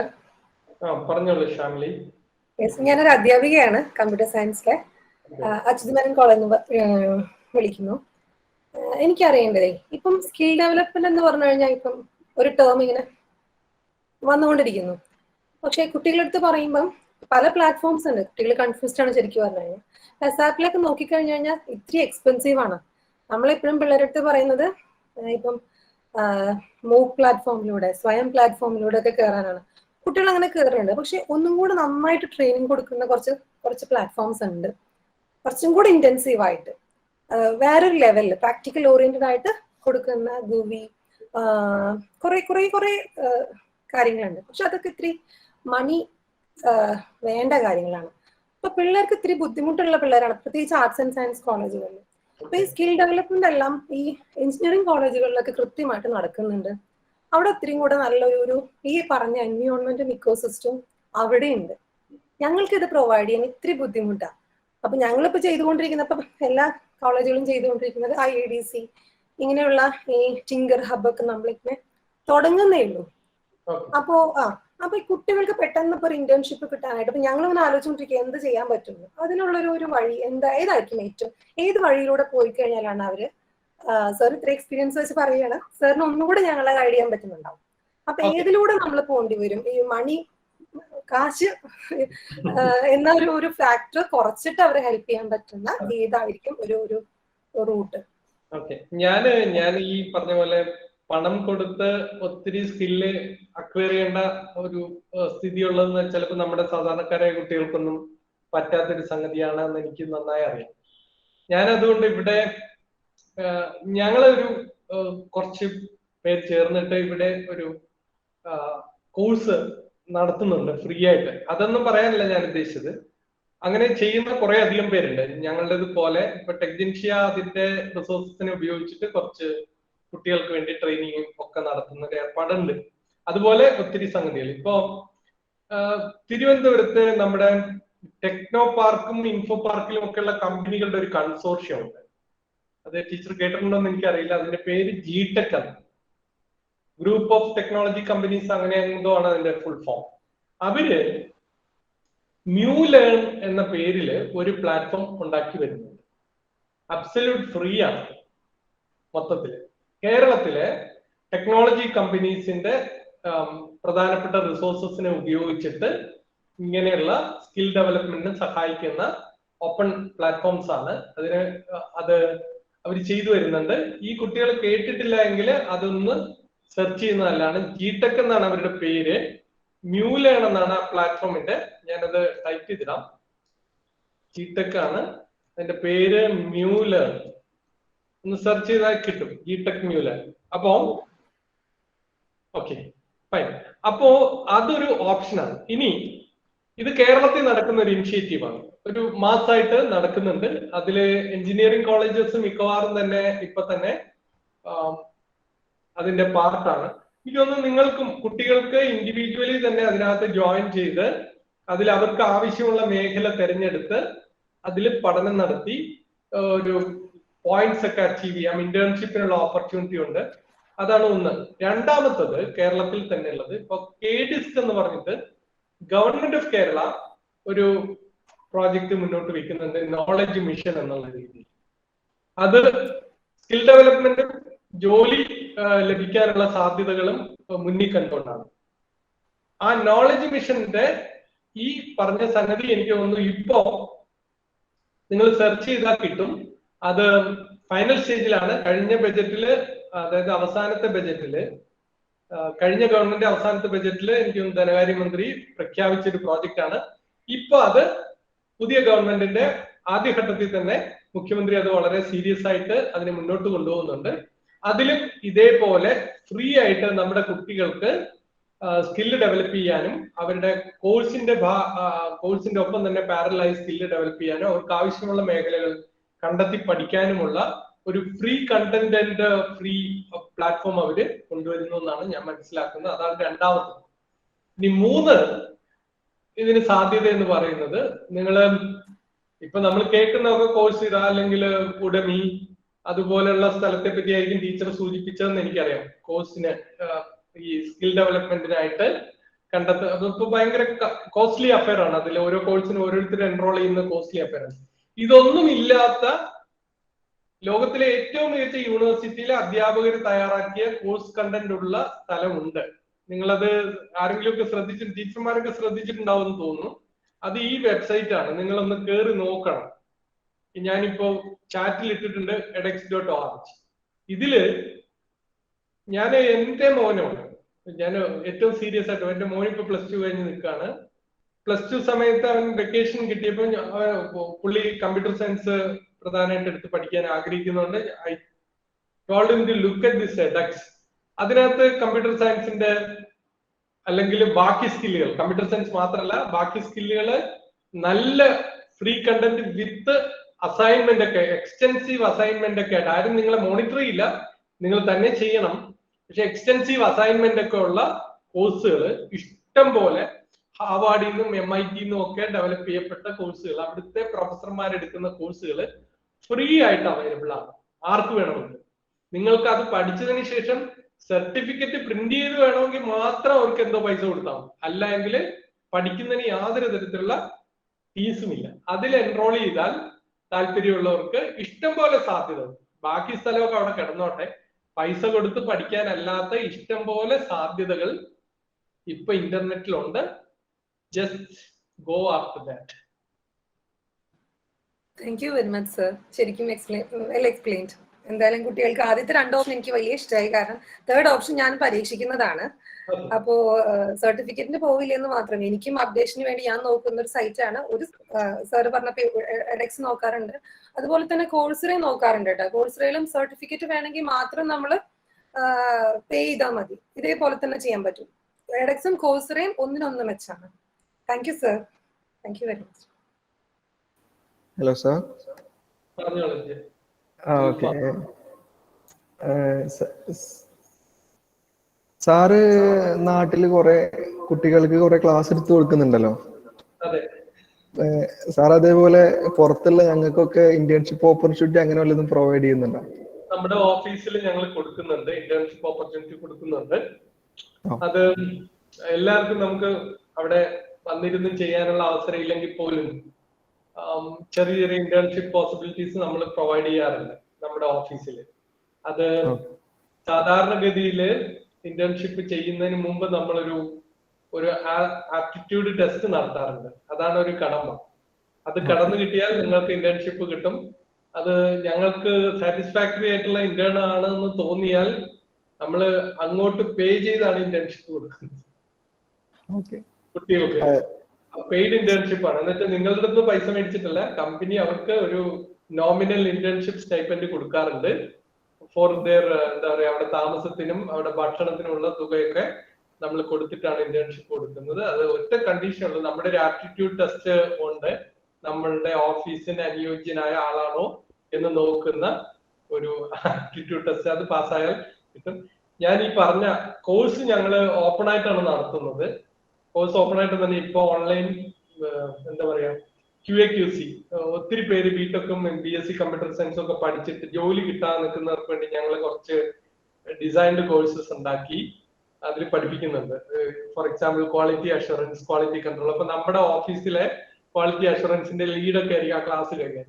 അപ്പൊ അതൊരു വലിയ എക്സ്പീരിയൻസ് ആയിരിക്കും. അപ്പൊ അങ്ങനെ ഒരു സാധനം ഞങ്ങൾ നടത്തുന്നുണ്ട്. ആദ്യത്തെ ബാച്ച് ഏകദേശം പാസ് ഔട്ട് ആവാറായി. അവരുടെ 6 മാസത്തെ കോഴ്സാണ്, അത് തീരെ അറിയാം. അവരെല്ലാവരും ഓൺലൈനിലാണ് ഇപ്പൊ ചെയ്യുന്നത്. അത് നടക്കുന്നുണ്ട്. പിന്നെ ലോകത്തിന്റെ വിവിധ ഭാഗങ്ങളിൽ നിന്ന് എന്നെ അറിയാവുന്ന, ഞാൻ ഇങ്ങനത്തെ കോഴ്സുമായിട്ടൊക്കെ നടത്തുന്നുണ്ട് എന്നൊക്കെ അറിയാവുന്ന കുറച്ച് എഞ്ചിനീയേഴ്സ് പല കമ്പനികളിൽ വർക്ക് ചെയ്യുന്ന അവരും ഒക്കെ ഇതുമായിട്ട് അസോസിയേറ്റ് ചെയ്യുന്നുണ്ട്, വളരെ സീനിയർ ആയിട്ടുള്ള. അപ്പൊ നിങ്ങൾക്ക് യഥാർത്ഥ ഇൻഡസ്ട്രിയിലുള്ളവരുടെ ഒരു സപ്പോർട്ട് കിട്ടും. ഞങ്ങൾ അതിൽ നിന്ന് കുറച്ചുപേരെ പ്ലേസ് ചെയ്യാനൊക്കെ ശ്രമിക്കുന്നുണ്ട് പല സ്ഥലത്തൊക്കെ. അപ്പൊ അങ്ങനെ ഒരു പരിപാടി കൂടെ ചെയ്യുന്നുണ്ട്. ഇത് ഒരു കണ്ടിന്യൂസ് പ്രോസസ് ആണ്. ഇപ്പോ എനിക്ക് തോന്നുന്നു 140 കുട്ടികൾ അതിൽ പല കോഴ്സിലായിട്ട് QA/QC ഉണ്ട്, യൂണിറ്റി 3D, ഇപ്പൊ ഗെയിം ഡെവലപ്മെന്റിൽ താല്പര്യമുള്ളവർക്ക് യൂണിറ്റി 3D ട്രെയിനിങ് കൊടുക്കുന്നുണ്ട്. അതൊക്കെ നിങ്ങൾക്ക് തനിയെ ജോലി ചെയ്യാനും Android development training, native Android development training കൊടുക്കുന്നുണ്ട്. അതൊക്കെ ആൻഡ്രോയിഡ് ചെയ്യുന്നവരെ കൊണ്ടാണ് നമ്മൾ കൊടുപ്പിക്കുന്നത്. വളരെ റെയറായിട്ട് ഒരാഴ്ചയിൽ 1-2 ക്ലാസ് ഒക്കെ കിട്ടുള്ളൂ.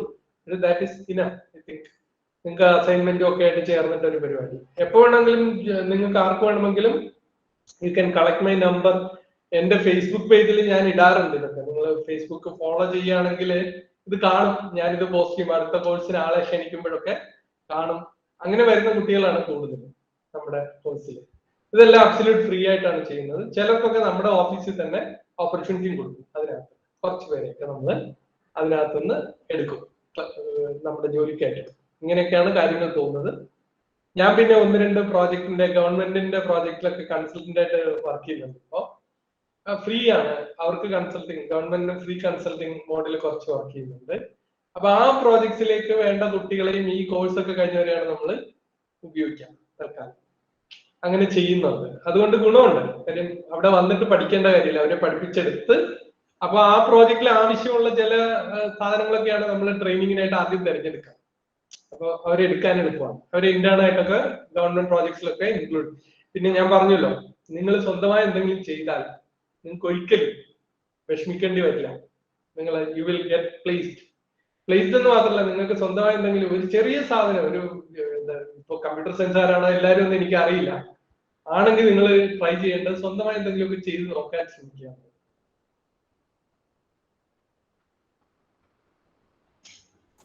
Thank you sir. ആരോ ഒരാൾ റേസ് ഹാൻഡ് ചെയ്തിരുന്നു സംസാരിക്കാൻ വേണ്ടി.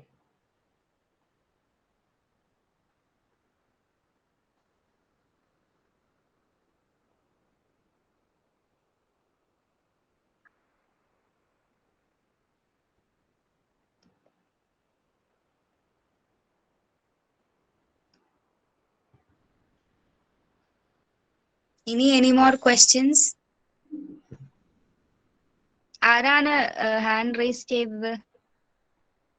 കോൺഫറൻസിന്റെ സെക്ഷനിലേക്ക് വന്നത്.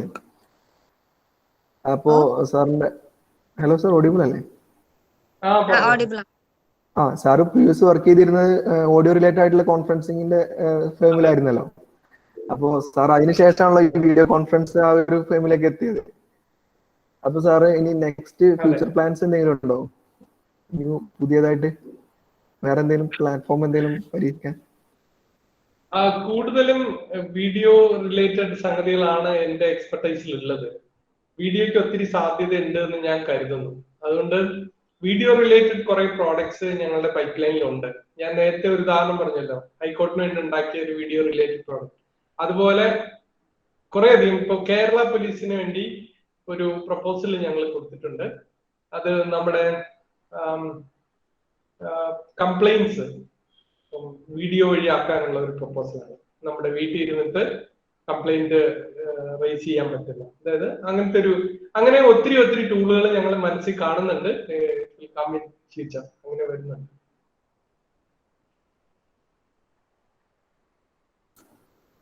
സാറേ, ഞങ്ങൾ ഈ ഹയർ എഡ്യൂക്കേഷൻ, അതായത് കോളേജുകളിലൊക്കെ ഞങ്ങൾക്ക് എന്താ വെച്ചാൽ ഒരു ബുദ്ധിമുട്ട് വരുന്നത് ഈ 100 പാർട്ടിസിപ്പൻസ് ലിമിറ്റ് ഒക്കെ ഭയങ്കര ബുദ്ധിമുട്ടാണ്. അപ്പോ സാറിന്റെ ഈ കൺസോളിൽ ഒരു എഡ്യൂക്കേഷൻ എന്നുള്ള സാധനം കണ്ടു സാർ. അതിൽ എങ്ങനെയാണ് നമുക്ക് സ്റ്റുഡൻസിന് ബെനിഫിഷ്യൽ ആവുന്നത്? അത് വി കൺസോൾ വരുന്നതിന് മുമ്പ് ചെയ്ത ഒരു സാധനമാണ്. അതിപ്പോ നമ്മള് ശരിക്കും പറഞ്ഞാൽ അതെടുത്ത് യഥാർത്ഥത്തിൽ ആ പ്രോഡക്റ്റ് ഇപ്പൊ ഇല്ല. പ്രോഡക്റ്റ് പണ്ട് എന്റെ നാട്ടിലെ സ്കൂളുകൾക്ക് വേണ്ടി, അത് സത്യത്തിൽ ഒരു പ്രൊഫഷണൽ പ്രോഡക്റ്റ് ആയിട്ട് ഉണ്ടാക്കിയ സാധനമായിരുന്നില്ല. എന്റെ നാട്ടിലെ സ്കൂളുകളിൽ ചെറിയ ഒരു നെറ്റ്വർക്ക് ഓഫ് സ്കൂൾസ് ഉണ്ടാക്കിയിരുന്നു. ഇവിടെ കഴിഞ്ഞ ഗവൺമെന്റിന്റെ കാലത്ത് ഹൈടെക് ആവുന്ന സമയത്ത്. അപ്പൊ അവരെ തമ്മിൽ കണക്ട് ചെയ്യാൻ വേണ്ടി ഞാൻ ഉണ്ടാക്കി കൊടുത്ത ഒരു ചെറിയൊരു സാധനമായിരുന്നു അത്, വി കൺസോൾ എഡ്യു എന്നുള്ള ആപ്പ്. അതിപ്പോ അവർ ഉപയോഗിക്കണില്ല. ഇപ്പൊ അവരെല്ലാം നമ്മുടെ വി കൺസോളിൽ തന്നെ ഉപയോഗിക്കുന്നത്. ഈ 100 പേരെന്നുള്ള ലിമിറ്റ് എനിക്ക് തോന്നുന്നു അത് പെയ്ഡ് സൊല്യൂഷൻസിൽ 100 പേരെന്നുള്ള ലിമിറ്റ് ഇല്ല. അത് ഗൂഗിൾ മീറ്റിനും ഇല്ല. ഫ്രീ സൊല്യൂഷൻസിലേ ഉള്ളൂ. ശരിക്കും വീഡിയോ കോൺഫറൻസിങ് ഫ്രീ ആയിട്ട് കൊടുക്കാൻ കഴിയില്ല യഥാർത്ഥത്തിൽ. ഗൂഗിളിനൊക്കെ കഴിയുള്ളൂ. ഗൂഗിളിനൊക്കെ ഒത്തിരി കാശുള്ളതുകൊണ്ട് കഴിയുന്നതാണ്. അപ്പം നമ്മുടെ ടൂളാണെങ്കിലും 300 പേർക്കൊക്കെ ഉപയോഗിക്കാവുന്ന തരത്തിലാക്കിയിട്ടുണ്ട്. പക്ഷെ അത് ഒരു വർഷം 25,000 രൂപയൊക്കെ പെയ്ഡാണ്. അത്തരത്തില് പെയ്ഡ് ടൂളില് നിങ്ങൾക്ക് ഈ 100 എന്നുള്ള ലിമിറ്റ് ഉണ്ടാവില്ല. ഫ്രീ ആയിട്ട് കൊടുക്കാൻ കഴിയില്ല എന്ന് പറയുന്നതിന്റെ കാരണം ഇത് വളരെ പ്രോസസ് ഇന്റൻസീവ് ആയിട്ടുള്ള ഒരു സോഫ്റ്റ്വെയർ ആണ്. സാധാരണ നമ്മുടെ സോഫ്റ്റ്വെയറുകൾ പോലെ അല്ല. പ്രോസസ് ഇന്റൻസീവ് എന്ന് പറഞ്ഞാല് ഈ video processing on the server side അവിടെ ഒരു സെർവർ ഡെഡിക്കേറ്റഡ് ആയിട്ട് റൺ ചെയ്തിട്ടാണ് ഇതൊക്കെ ചെയ്യുന്നത്. അപ്പൊ ഗൂഗിളിലൊക്കെ ഒത്തിരി സെർവർ ഉള്ളത് കൊണ്ടാണ് അവര് പിന്നെ അവരൊരു പ്രിഡേറ്ററി മോഡലാണ് ഗൂഗിൾ എപ്പോഴും ശ്രമിക്കാറുള്ളത്. മറ്റുള്ള പ്ലേയേഴ്സ് ഉള്ളപ്പോൾ ഗൂഗിൾ ചെയ്യുന്നത് അവരുടെ ഒരു പ്രോഡക്റ്റ് കൊണ്ടുവന്നിട്ട് അത് അബ്സല്യൂട്ട് ഫ്രീ ആയി കൊടുക്കും. ഫ്രീ ആയി കൊടുക്കുമ്പോൾ ഫ്രീ ടൂള് എന്നുള്ള ധാരണയിൽ ഒത്തിരി പേര് ഉപയോഗിക്കുമല്ലോ. അത് കഴിഞ്ഞിട്ട് പതിയെ അവര് പെയ്ഡ് മോഡലിലേക്ക് മാറും. ഇപ്പൊ തൽക്കാലം 100-ന് മേലെ ഉള്ളത് മാത്രമേ അവർക്ക് പെയ്ഡ് ആയിട്ടുള്ളൂ. പക്ഷെ ഇതും സാവധാനം അവർക്ക് പെയ്ഡ് ആക്കേണ്ടി വരും എന്നാണ് ഞാൻ മനസ്സിലാക്കുന്നത്. മറ്റുള്ളവരൊക്കെ ചത്തു കഴിയുമ്പോൾ. ഞാൻ പറഞ്ഞതിന്റെ അർത്ഥം മനസ്സിലായല്ലോ. മറ്റ് പ്ലേയേഴ്സ് ഇല്ലാണ്ടാവും. ഇപ്പൊ നമ്മൾ ആരെങ്കിലും ജിമെയിൽ അല്ലാതെ മെയില് ആരെങ്കിലും ഉപയോഗിക്കുന്നുണ്ടോ? ഇല്ലാലോ. പക്ഷെ മെയില് മാത്രം നടത്തിയിരുന്ന ഒത്തിരി കമ്പനികൾ ഉണ്ടായിരുന്നു. ഇമെയിൽ സിസ്റ്റംസ് നടത്തിയിരുന്ന ഒത്തിരി കമ്പനികൾ ഉണ്ടായിരുന്നു. അവരൊക്കെ ചത്തു. അതെങ്ങനെ ചത്തു? ജിമെയിൽ ആദ്യം ഫ്രീ ആക്കി, അബ്സല്യൂട്ട് ഫ്രീ ആക്കി കഴിഞ്ഞപ്പോൾ ആളുകളെല്ലാം ജിമെയിലിൽ യൂസ്ഡ് ആയി. ഞാനിപ്പോ ഒരു 7 വർഷമായിട്ട് ജിമെയിൽ പേ ചെയ്താ ഉപയോഗിക്കുന്നത്, എന്റെ ജിമെയിൽ ഐ ഡി. കാരണം എനിക്ക് അവർ തന്ന ലിമിറ്റ് കഴിഞ്ഞു.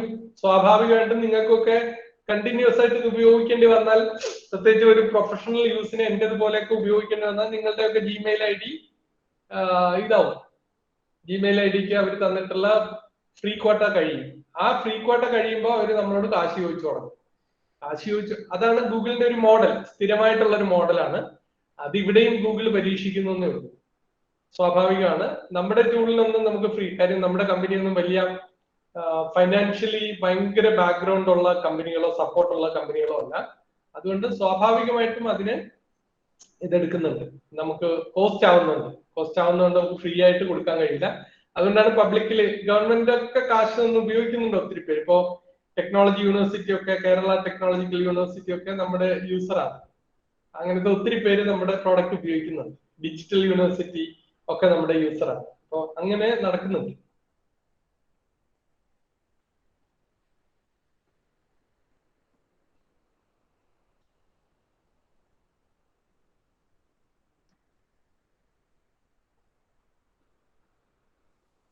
Okay, so hope that's clear. Any more questions?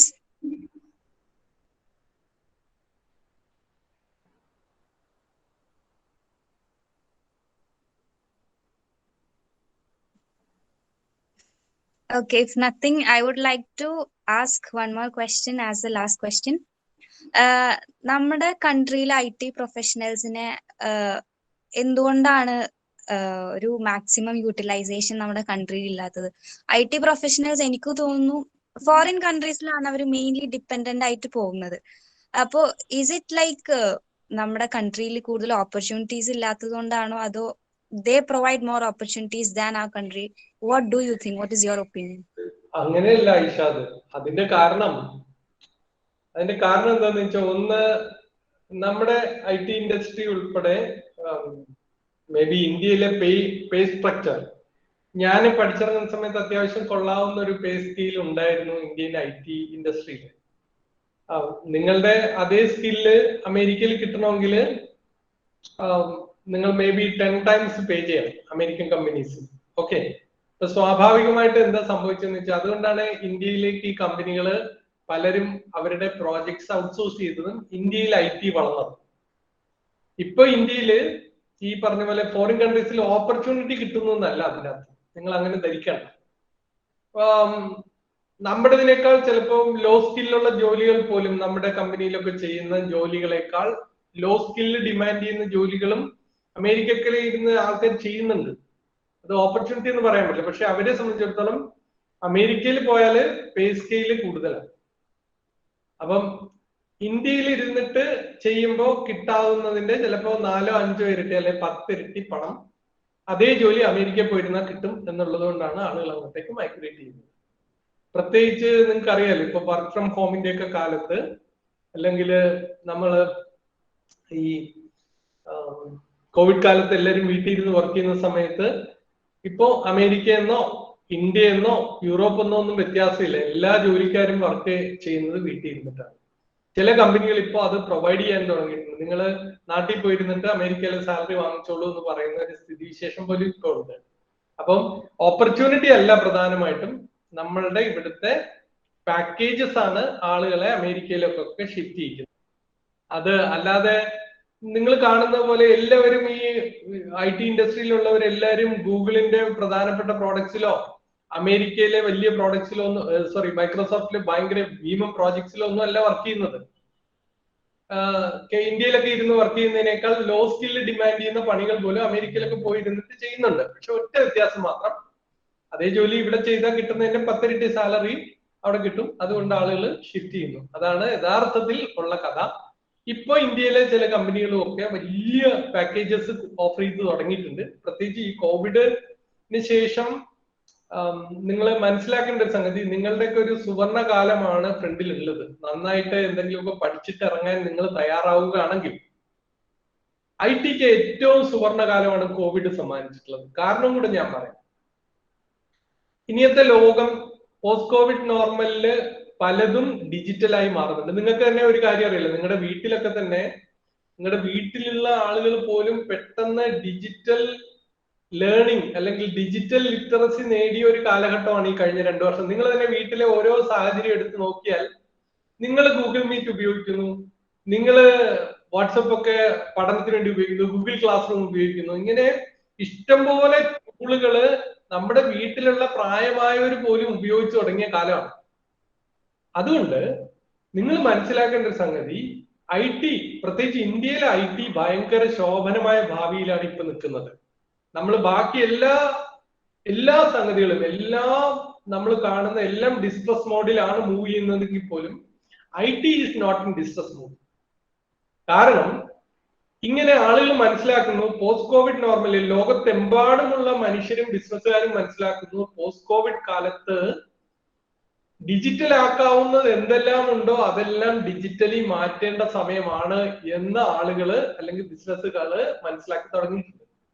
അപ്പൊ ഞാൻ നേരത്തെ പറഞ്ഞ ഡിജിറ്റൽ ട്രാൻസ്ഫർമേഷൻ എന്ന വാക്ക് വർഷങ്ങളായി നമ്മൾ കേൾക്കുന്നുണ്ടെങ്കിലും പൂർണ്ണ തോതിൽ ഡിജിറ്റൽ ട്രാൻസ്ഫർമേഷന് വേണ്ടി ബിസിനസ്സുകൾ തയ്യാറെടുപ്പ് നടത്തുന്ന ഒരു കാലമാണിത്. കാരണം കോവിഡ് അവരുടെ ബിസിനസ്സിനെ മോശമായി ബാധിക്കുന്നു. ആ മോശമായി ബാധിക്കുന്നത് കോവിഡിന്റെ പ്രത്യേക സാഹചര്യങ്ങളൊക്കെ മനസ്സിലാക്കി അതിനനുഗുണമായി എല്ലാ ആക്ടിവിറ്റീസും ഡിജിറ്റലി ട്രാൻസ്ഫർമേഷൻ ചെയ്യാനുള്ള ഒരു ഡ്രൈവ് ലോകത്തെമ്പാടുമുള്ള ബിസിനസ്സുകളിൽ നടക്കുന്നുണ്ട്. അതുകൊണ്ട് എന്താ സംഭവിക്കണമെന്ന് വെച്ചാൽ, ഈ സർവീസ് ഡെവലപ്മെന്റ് സർവീസ് കൊടുക്കുന്ന കമ്പനികൾക്ക് സുവർണ കാലമാണ് വരാൻ പോകുന്നത്. ഡെവലപ്മെന്റ് സർവീസ് കൊടുക്കുന്ന കമ്പനികൾ ഞാൻ നേരത്തെ പറഞ്ഞ ഇൻഫോസിസ്, TCS തുടങ്ങി ഇന്ത്യയിലെ ഏറ്റവും ചെറിയ, നേരത്തെ എനിക്ക് തോന്നുന്നു റാഫിയോ മറ്റോ ആണ് ചോദിച്ചത്, സ്റ്റാർട്ടപ്പുകളിൽ സർവീസ് സ്റ്റാർട്ടപ്പ്, അങ്ങനെ സർവീസ് സ്റ്റാർട്ടപ്പുകളായി 2-3 പേരിരുന്ന് വർക്ക് ചെയ്യുന്ന കമ്പനികൾക്ക് വരെ ഇഷ്ടം പോലെ പ്രോജക്ട്സ് കിട്ടാൻ പോകുന്ന ഒരു കാലം കിട്ടിത്തുടങ്ങി. അതിന്റെ ഒരു ലക്ഷണം ഞങ്ങൾക്കൊക്കെ അറിയാം. കാരണം മാർക്കറ്റില് സ്കില്ലുള്ള ആൾക്കാർക്ക് ഡിമാൻഡ് കൂടി. ഇന്ന സ്കില്ലുണ്ടെങ്കിൽ ഇത്ര രൂപ കോസ്റ്റ്, ഇന്ന സ്കില്ലുണ്ടെങ്കിൽ ഇത്ര രൂപ കോസ്റ്റ്, ഇത്ര വർഷം എക്സ്പീരിയൻസ് ഉള്ളവർക്ക് ഇത്ര രൂപ കോസ്റ്റ് എന്നൊക്കെ ഏതൊരു കമ്പനിക്കും ഒരു ബെഞ്ച് മാർക്ക് ഉണ്ടായിരുന്നു. ആ ബെഞ്ച് മാർക്കിൽ നിന്ന് ഭയങ്കരമായിട്ട് ഇപ്പൊ ചാടിപ്പോയി. അതായത് പേ സ്കെയിലൊക്കെ ഭയങ്കരമായിട്ട് കൂടുന്നു. അതിനർത്ഥം ഒത്തിരി കമ്പനികൾ പുതിയ ആൾക്കാരെ ഹയർ ചെയ്ത് തുടങ്ങി എന്നാണ് അർത്ഥം. അത് നിങ്ങൾ മനസ്സിലാക്കി ഇപ്പൊ നിങ്ങൾ അതിനു വേണ്ട, ഞാൻ നേരത്തെ ഷാമിലി ടീച്ചർ പറഞ്ഞ കാര്യം ഓർക്കുക, ഏതെങ്കിലും ഒരു സ്കില്ല് നിങ്ങൾ ഒരിക്കലും പോയി പറ്റിപ്പിലി വീഴരുത്. പറ്റിപ്പിൽ വീഴരുത് എന്ന് ഞാൻ പറയുന്നത്. സ്കിൽ ഡെവലപ്മെന്റ് എന്ന് പറയുന്നത് വെറുതെ ഏതെങ്കിലും ഒരു സ്ഥാപനത്തിൽ കൊണ്ട് 50,000-60,000 രൂപ കൊടുത്ത് ചെയ്യേണ്ട സംഗതി അല്ല എന്ന് നിങ്ങൾ മനസ്സിലാക്കാം. നിങ്ങൾ കോളേജിൽ നിന്ന് നേടിയ ബേസിക് നോളജ് വെച്ചുകൊണ്ട് നിങ്ങൾക്ക് തനിയെ സ്കില്ല് ഡെവലപ്പ് ചെയ്യാനുള്ള ഒത്തിരി opportunities ഇന്റർനെറ്റിലുണ്ട്.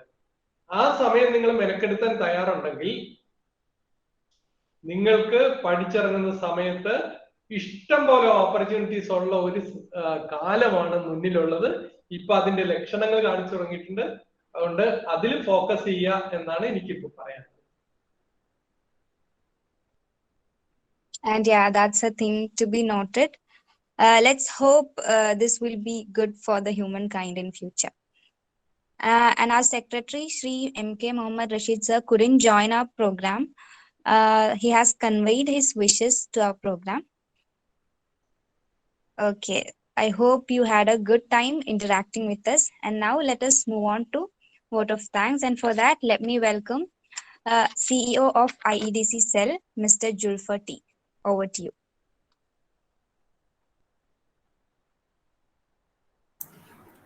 Hello, am I audible? Yes, you're right. Okay, good afternoon, everyone. Respected Principal Dr. Ajims P. Mohammed, our resource person, Mr. Joy Sebastian sir, Secretary and Correspondent Shri M.K. Mohammed Rashid sir, and all the participants. It is such an honor for me to get the opportunity to propose a vote of thanks to all the dignitaries. On behalf of Innovation and Entrepreneurship Development Center (IDC) of MES Ponnani College, I would like to express my sincere gratitude to all the esteemed delegates of the webinar for their presence and contribution to make this webinar a great success. First of all, I express my gratitude to our principal, Dr. Ajims P. Mohammed, who has been with us in all our initiatives. Thank you, sir. I extend my gratitude to our Honorable Chief Guest, Joy Sebastian, sir, to take out time from his busy schedule to grace this event. Thank you for inspiring and encouraging us with your valuable words, sir. And it's really motivating to be an entrepreneur.